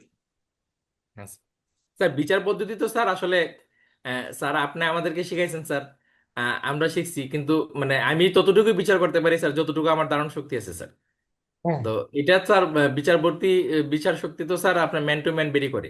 আমরা যাদেরকে শিখাইতেছি স্যার তারা আমাদের চেয়ে অনেক বড় মাপের জ্যোতিষী হইতে পারে স্যার। তারা হইতে পারে না, বিশ্বজয়ী হবেন। ভুবনজয়ী হতে পারে স্যার। হইতে পারেন না, হবেন, এটা আমরা প্রত্যাশা করি। হ্যাঁ অবশ্যই স্যার, প্রত্যাশা করি স্যার। তাহলে এগুলো শেষ নাকি? আর হোরা ব্যাপারে আর কোনো প্রশ্ন আছে? যে প্রশ্ন আছে সেগুলো আপনাদের মাথায় ঢুকবে না। হোরা নিয়ে আমি আলোচনা করলে এখন ঢুকানো সম্ভব নয়। ওরা আপনারা স্যার এর তাছাড়া চেয়ে বেশি কিছু দিলে তারা ধরে রাখতে পারবে না স্যার, ওইটুকু দেখলে অন্তত মানে বিচার স্যার কাজটা ষষ্ঠ, সহজ হবে স্যার। তা ষষ্ঠ করে আমার তো কোনো গ্রহ নাই, এখন ষষ্ঠ করে কিভাবে? এই ষষ্ঠ ঘরে কোনো গ্রহ নেই, কিন্তু কোনো গ্রহের অবশ্যই দৃষ্টি বা অবস্থান আছে, জি স্যার। সেটি আপনাকে দেখে আসতে হবে।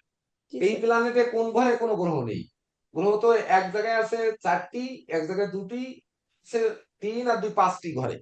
তাহলে আজ যে 7টি ঘরে কোনো গ্রহ নেই, নেই তো, কিন্তু গ্রহ আছে।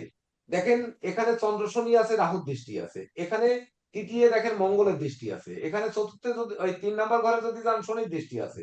এই 4 নাম্বার ঘরে বৃহস্পতি আছে, রাহুর দৃষ্টি আছে। আবার 5 নম্বর ঘরে মঙ্গলের দৃষ্টি আছে, 6 নম্বরে কেতু আছে, 7-এ শনি চন্দ্রের দৃষ্টি আছে, 8-এ যে বৃহস্পতি রাহুর দৃষ্টি আছে,